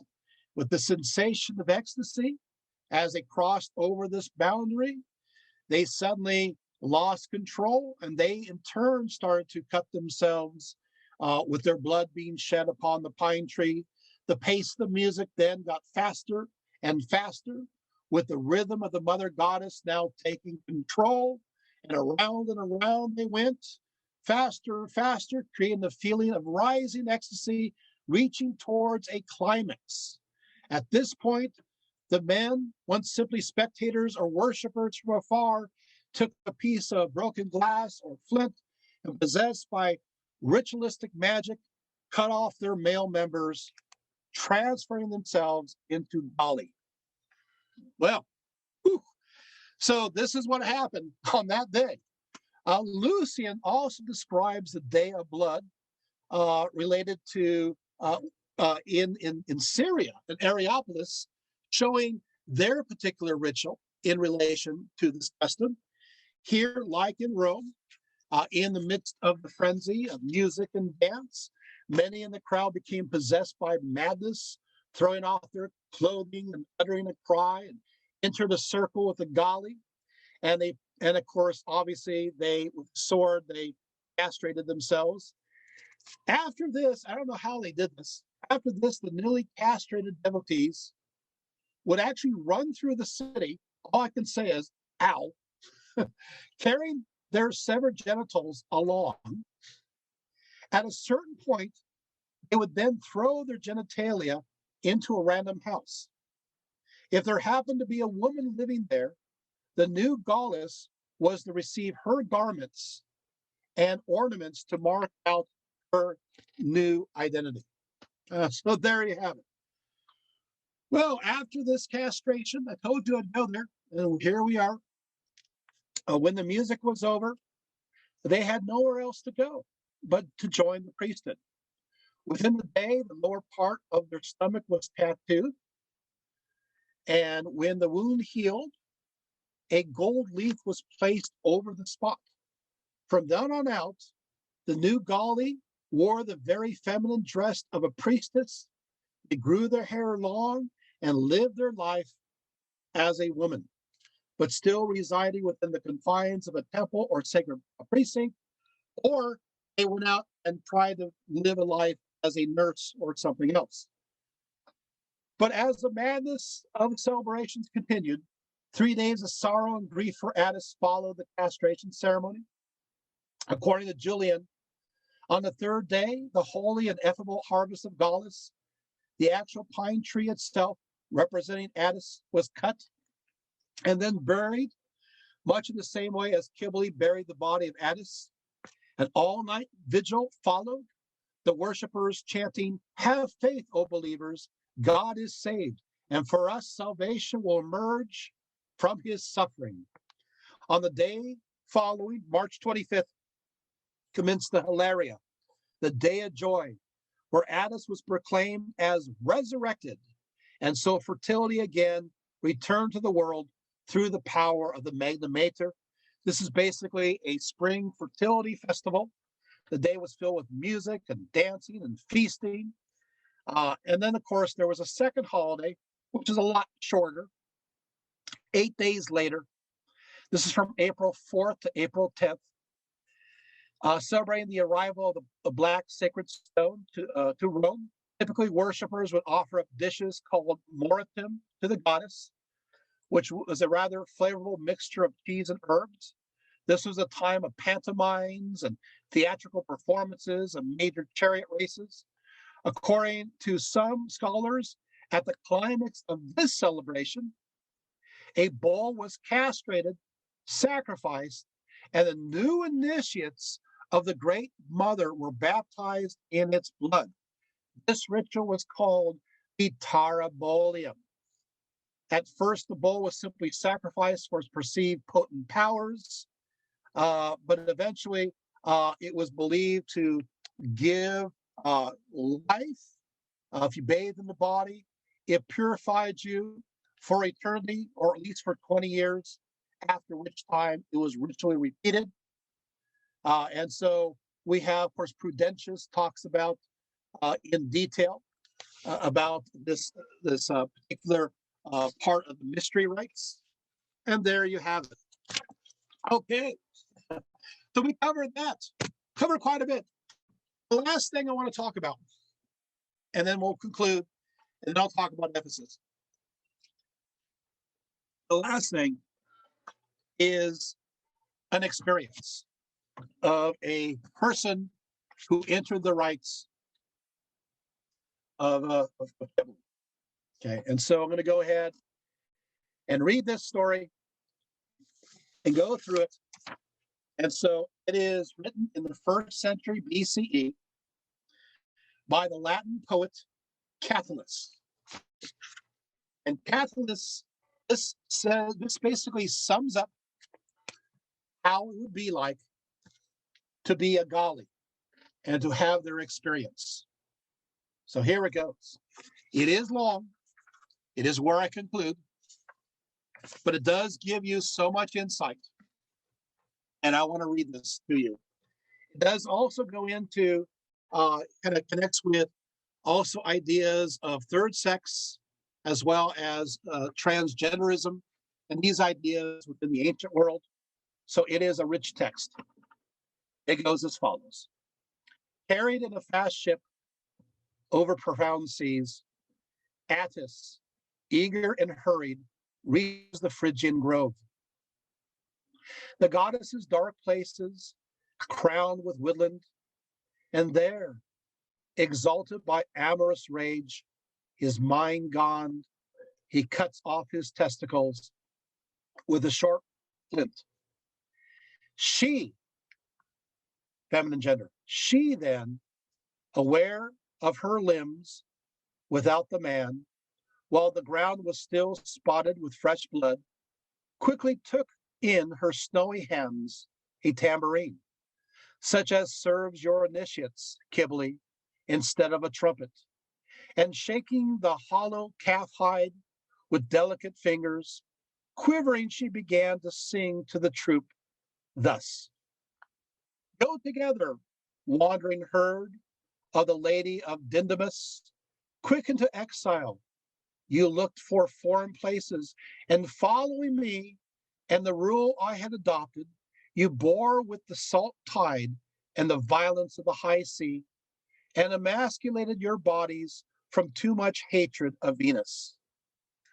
Interesting, emasculate your bodies from too much hatred of Venus. So already here you see the idea that it is viewed that the Galli is shunning love, or at least the relationship with women, in many cases. Delight the lady's mind with your errant haste. Overcome your reluctance together. Go to the Phrygian shrine of Cybele, to her groves, where the voice of cymbal sounds, the tambourines rattle, where the Phrygian piper sings with a deep curved pipe, where Maenads wearing ivy throw back their heads, where they practice the sacred rites with sharp yells, where they flutter around the goddess's cohort. It is there we must go with our rapid dances. Then he finishes saying that. As Attis, the counterfeit woman, sang this to her companions, the choir howled suddenly with tumultuous tongues. The tambourines, the cymbals clash again. The swift troops move off to Ida with hurrying feet, crazy, panting, drifting at her last gasp. Attis, with her tambourine, leads them through opaque groves like an underbroken heifer refusing the yoke. The swift votaresses follow their swift-footed leader. When they reach Cybele's shrine, feeble and worn from too much toil, they take their rest without bread. Sleep covers their eyes with a heavy blanket. Their rapid madness subsides to a girlish quiet. But when the golden sun, with his streaming eyes, purified the white sky, hard land, wild sea, and drove away the shadows of the night with his thundering horses, Attis was roused, and sleep went quickly from her, back to the trembling arms of the goddess Passathia, then from her girlish quiet, with no hurry madness, Attis remembered what she had done. Listen closely. And saw in her lucid mind what was missing and where she was. Tempestuously, she turned back to the shore. There, looking at the open sea with tearful eyes, with grief in her voice, she addressed her native land.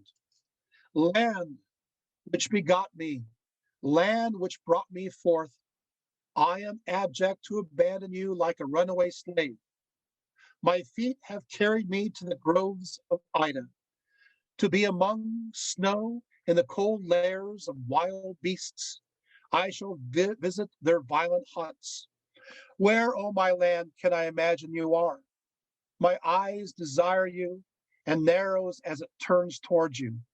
In this short interval when my mind is unfrenzied, shall I be carried away to forests, from far away home, away from country, goods, friends, family, from the forum, palestra, racecourse, and gymnasium? There is nothing for me but misery. What shape is there that I have not had?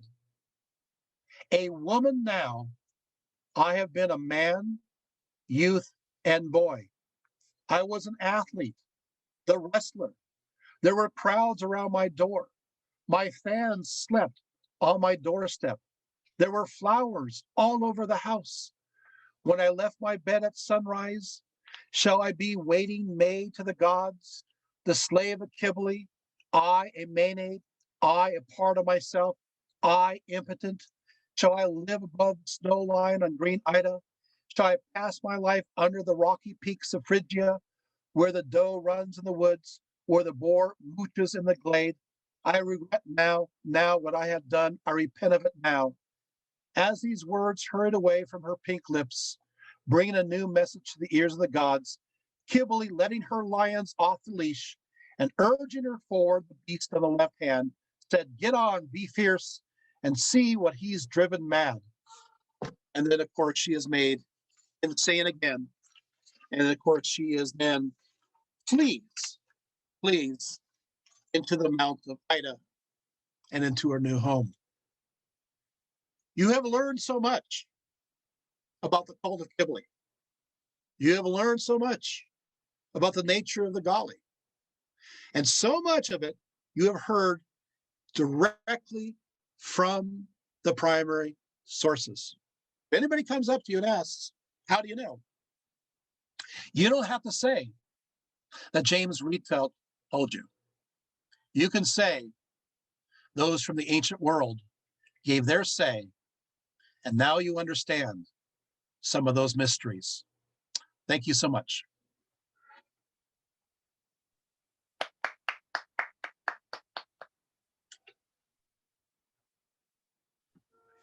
All right. A lot of material, and I didn't even cover any of it.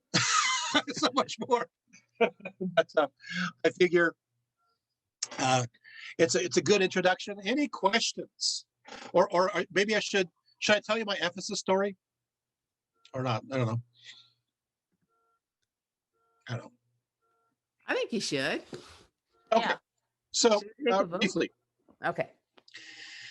So when it comes to the temple, okay, so in Ephesus, Artemis of the Ephesians is a hybrid between the goddess Cybele and the Phrygian mountain mother. The Phrygian mountain mother, as well as Artemis of the moon and hunt. So she is a combination. She also has aspects of Hecate and other things. So basically, a long time ago in Ephesus, there was a site dedicated to Cybele, the great mountain mother, known as Mount Pion. Nearby, there was a temple dedicated to Cybele by a holy spring. Remember, I told you Cybele connects with springs as well as mountains. And at this holy spring, there was a sanctuary dedicated to Cybele. Archaeological investigations have revealed it's definitely Cybele, pointed with lions on it, images of Cybele, even priestesses of Cybele on the site that would eventually become the temple of Artemis of the Ephesians. Well, what happens is the temple of Artemis, the site of the Cybele temple, you're going to have new arrivals coming from Greece, and they will build next to the temple of Cybele a temple dedicated to Artemis, goddess of the moon and hunt. And so these temples we find in the material culture existed at the same time next to one another. There was a king, Croesus of Lydia, who tearing down both of these temples, built one temple on top, and that temple then combined the two goddesses, the goddess of the moon and hunt of the Greeks, and the Greek mountain mother, Cybele. The Anatolia mountain mother, Cybele, and made them as one. I'm sorry, my brain's going over the place here. So basically, I'll say it again. Iron. Okay, so you basically have now the Greek goddess of the moon and hunt, Artemis, worship now mixed by way of one combined temple with the Anatolian goddess Cybele. And so that worship going on. But nearby on Mount Pion, that transformation did not take place. It was still worshipped as a place that was filled with the energy of Cybele. Well, what happened is that the Ephesians decided to make a road to the location of Ephesus from the Temple of Artemis to the city of Ephesus. And Mount Pion was located in between the Temple of Artemis on one side and the city of the Ephesians on the other side. The Mount Pion, dedicated to Cybele, the mountain mother, was in between both those locations. And they made what's called a via sacra, a sacred road. And this sacred road went around Mount Pion, from the Temple of Artemis, around Mount Pion, to the city of Ephesus on the other side. In a sense, lassoing it and including it within its power. They also set along this road a whole bunch of altars, so that when the processions went from the Temple of Artemis to the city of Ephesus and looped around, circumnavigated around Mount Pion, the worship would be inclusive of this mother goddess. You guys got it. So that was part of the local worship. But I got to tell you, also, before all this, you had an ancient graveyard that was also at the perimeter around Mount Pion. And so this was also believed to be a road of the dead. And that cemetery continued into the 4th and 5th centuries. So when they did these practices, they also realized that this is a liminal space between the realm of life and the realm of death. So they worshiped another goddess here known as Hecate. And so Hecate was worshipped at this spot, but she was known as Artemis Hecate in association with Cybele. And so we have a hybrid goddess that has 3 different aspects. So if you go on Mount Pion, you have these niches that are cut right into the stone, where they put votive offerings to Cybele in there. You also had places where they would worship Hecate along the same hillside.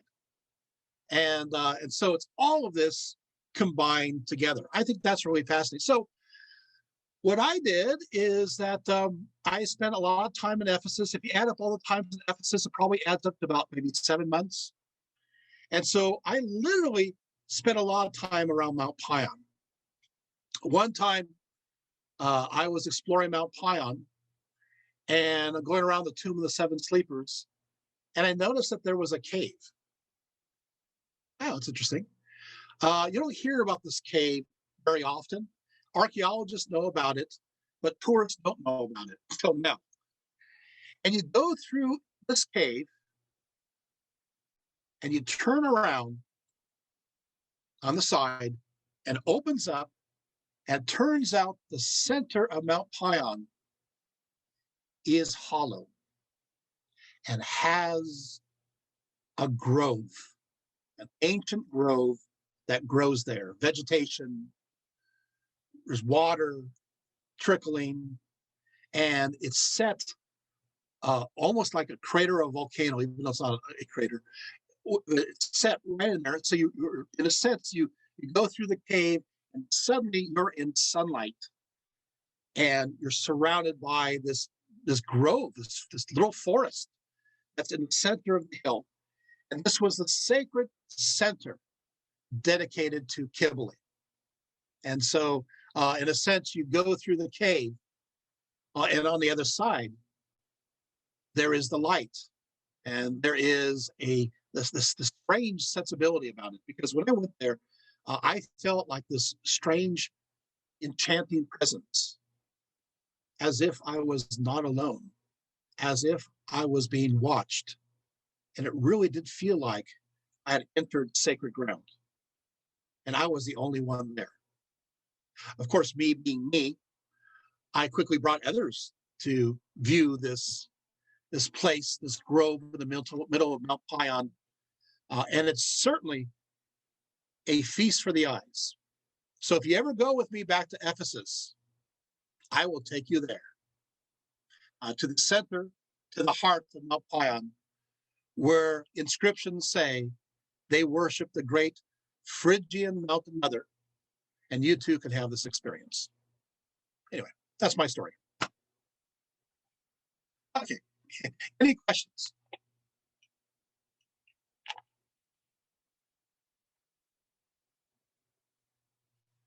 No questions? Did I answer all the questions?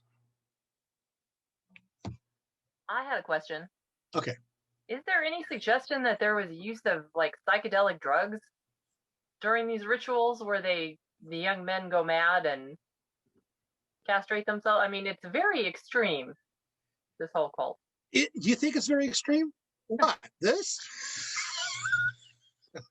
What's extreme about it? Well, here's a factor. They fasted for so many days. They're pretty hungry. So many of you know that if you fast for many days, in many cases they had all-night vigils. So you don't eat, you don't sleep, I guess you get a little milk, but that's about it. You're going to be already on the edge of something. And so one wonders why they didn't just simply collapse, but I think they were under this adrenaline rush. But you would think that there would be some kind of pharmaceuticals involved in this process. I mean, for example, when Lucian talks about somebody doing this headstrong act and then running after this, yeah, I don't know if I can imagine that. And the other part is that since it looks like, because you guys heard for yourself, the references to it all being removed, right? You saw that there's nothing left according to the sources. There's a few that said that there's a few that mentioned just testicles, but most of them is it's all of, that's a lot of bleeding. That's a lot of pain. So you think they'd have to have something to be able to put up with that much pain? But I'll be honest, I haven't found anything. really. And people would see this act as something that proves that Cybele is in control. So, unlike the Eleusinian mysteries, where ergot, right? Probably had a little bit of something going on. The idea is that it had to be self-castration. It couldn't be anybody else doing that. And so you're the one that has to do it. And you have to build up to a certain frenzied state to reach this point. So it is possible that maybe they didn't use any drugs at all.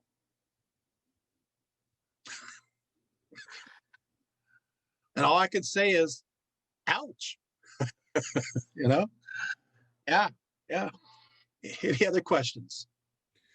I had a professor in college tell me that there were mushrooms, psychedelic mushrooms that some of the cults used as part of the mysteries. Yes, And there were this is quite one a bit. of them? No. Yeah, this is the Eleusinian mysteries is one of them. Yeah, but this one doesn't seem to be. In the Dionysian, the wine intoxication. Mm-hmm. I know, and I think this is where we go into another kind of topic where the person who is involved has to really want to do this, as opposed to just being lost in the moment. And many scholars have looked into this, that this is an intentional decision to leave behind male society. They want this. They don't identify with maleness. They identify with femaleness. And so they, in a sense, will now live as a female, and they made this decision, no matter how painful it is, because there's got to be some other motive beyond just simply religious devotion, right? Or being lost in the moment, to give that even though the divine madness is there, supposedly, it is still viewed as I skipped a quote. It was expected for also the Galli to speak with a female voice, so they could no longer speak like a man. They had to learn how to talk like a woman. They had to learn, according to another source, to move like a woman. In fact, I think I read part of that already. The movements of a woman. They had to grow their hair long like a woman. They had to dress, of course, as a woman. They basically entered into female life. And as you saw from this long, very long poem, you even took on, and the inscriptions too, you even took on the gender terms of a female, sometimes took on a female name, and took on the female pronoun. And so you became a she. So this is oftentimes mentioned as evidence of transgenderism within ancient times. This is there it is. This is there, and this is not the only one from Roman times. You have a famous Roman by the name of Elagabalus. He's an emperor who wanted to become a woman and wanted to have operation to undo his madness. So, I mean, this is not the only case. We have other situations. And so that was a Roman emperor during the 200s. So, I mean, it's interesting. And by the way, his worship was connected to the Syrian goddess, which has connections to the Phrygian goddess. So there you have that too. There's another connection. So it does look like that this act was done as an early form. And there's another source from the 4th century that mentions the fact that they were no longer male or female. They were a third, which means a third group. And that could be referring to a third gender. Thank you, Thomas, for being here. A third gender. And of course, we come across the idea of a third gender throughout the world. We come across it in, we find it in India, right? We find this in Thailand. We find this of the indigenous peoples of the Americas, in the two spirits, right? You find this in Mesoamerica. You find this amongst the Igbo and various groups in sub-Saharan Africa. You find this in the Qin dynasty, in China. You find this, I mean, seriously, it's almost more of a rule than an exception in ancient times. In fact, even they discovered recently during the Iron Age in Persia around the 800s-900s, they find burial places for men, women, and for those who are neither. And the burials have both female as well as male aspects, but we take a look at their bodies, and their skeletal remains are male, but they still retain the female dress. So, yeah, so this is probably just another example, the Galli are another example of this phenomena in ancient Roman times. I think it's interesting that these Galli that didn't have to be stuck in a temple, or they want to be in a temple, Vegas, many of them, because idealistically, you do your conversion and you're going to be in the temple precinct, but apparently it doesn't always happen. And you got to go out and do something for a living. So a lot of these became nurses for families, and they were viewed as gendered as female. So just like any female nurse that you get for the family, you would just get a, and I have to tell you, there was an advantage to that. You guys figured out the advantage yet? to have because what happened is that because the Greeks and Romans viewed many of the Galli as neither, if you have the master's wife bringing in a nurse who is not a female but is a female, because many times many of the Greek men and Roman men would do their thing with the nurse. I mean, very vague. Does that make sense? Mm-hmm. And this would certify against that kind of thing happening. Just throwing that one out. And it's not just made up either. Does that make sense? So there's this kind of security there. It's like, well, and the other interesting thing is funny in a good way, is that these Galli were known in Roman times as women love them. It's like, hey, you'll love being with them. And to the point where, you better dress up as a female because women were attracted to these men who had gone through the castration. It's also mentioned in the primary sources, and of course, had no testosterone, and because many of them did this very young in age, many of them were beardless or had very sparse beards, and of course they shaved. Many of them, because of lack of testosterone, started to develop female characteristics. And they talked about this in the primary sources, that their hands were soft. I think I read one of those right there, right? And their hands were soft, their skin was soft. They, in many cases, developed breasts. If you know your biology, that sometimes happens. This is interesting. So you're learning too much. There you have it. So the Galli do kind of fit in with this category that you see throughout the world, even at that time, right? The Indian third sex goes back to at least 1,500 BCE, and we know the Thai traditions goes back at least to the 1st century BCE. So, yeah, these ideas are out there. Mesoamerica, of course, back to about at least 2,500 years. So, am I answering your questions? All right. Any other questions?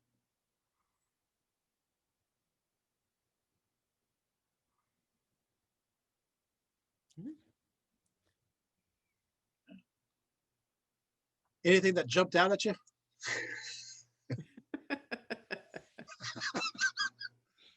Yeah.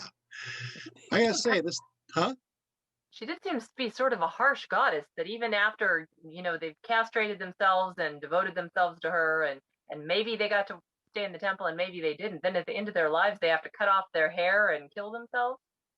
Well, they cut off their hair, and in some cases, it looks like they did a ritual suicide. Not in all cases, but we know for sure in some. Yeah. So because they dedicate the knife that they did the action with, so I guess they're doing something. Yeah, I know it's it's an interesting world. But you got to remember, she is a wild goddess, and so this is the price to pay, right? The price to pay for peace in nature is you have to retain that threshold wild realm in between, right? So that's part of the agreement. You got to respect her as she is.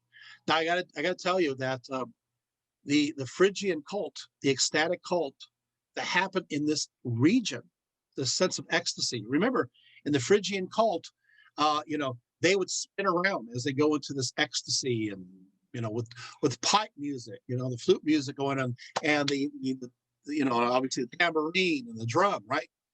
They go into this ecstasy. It's interesting because later on, from that same region, the exact same geographical location in Anatolia, in Phrygia, same area, same exact towns, there was a ecstatic form of Christianity called Montanism, where women were in charge. Basically, they were women, and they practiced an ecstatic religion with the flute and the lyre, and they spun around and they danced and they sung, and it was mystical and ecstatic and wild. Isn't it interesting? So then in that same region, you have a guy by the name of Rumi. You guys ever heard of Whirling Dervishes? The same region, and guess what they're doing? They're doing the ecstasy, and they're doing the spinning, and they're doing the song of the, hey, the flute. Hey, look, the flute music in all three of them, the whirling dances in all three of them, the ecstatic dancing in all three of them, the mystical transformation, all three of them. Isn't it interesting? And of course, the early form, you read early writings connected to Rumi, women were as much as the part of the belief system as men early on. And that just changed more patriarchal after that. But during that time, women as well as men were part of this belief system, and they were dancing in the streets and whirling around. In fact, everybody was claiming Rumi. The pagans in the town, the Christians in the town, the Muslims in the town, they're all claiming him. And in many ways, it was still another ecstatic cult. I find it fascinating that there's so many similarities with these movements. So, in a sense, the frenzied, unbridled energy of Cybele will continue in the center heart of Anatolia, even through the time of Rumi. And of course, give expression to three forms of ecstatic expression: one pagan, one Christian, and one Muslim. Cool. More mysteries. This is fun, right? So, of course, I visit these regions. By the way, to this day, there are 3 villages in Turkey that still do the ancient circular dance that goes back to the pagan era that you can visit. They're still doing the spinning dance. That's not the Muslim one, not the Christian one, but the pagan one. So there are remnants. All right. Any other questions?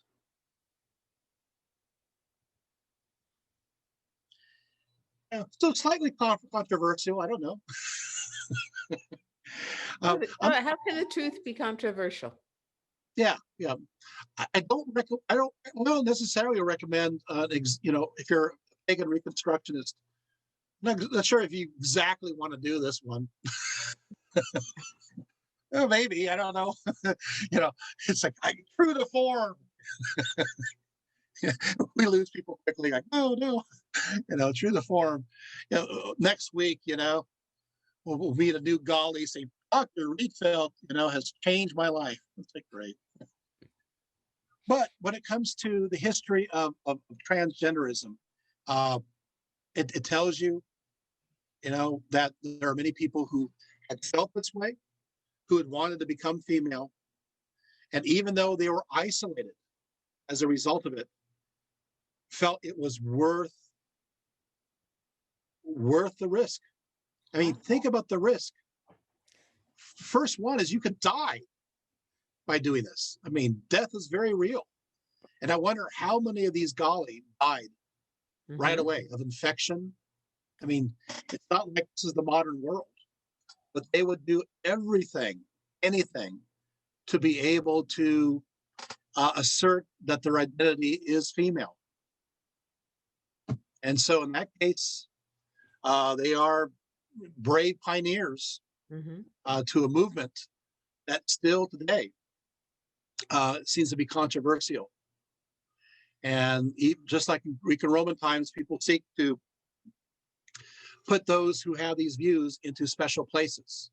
Those in Rome, they could only leave the precinct, during 2 holidays during the year. And then they had to stay kind of cooped up in where they're at. Or everywhere else, they could, fortunately, were forced into jobs. Nurse, and unfortunately, the other one is prostitution. I'm sorry, they were forced into these kinds of jobs because they were not accepted. And this seems to be the case so often when it comes to transgender today in those cases too. And so it tells you that things need to change, and needed to change them as well. But we have places like India and Thailand with the third sex, but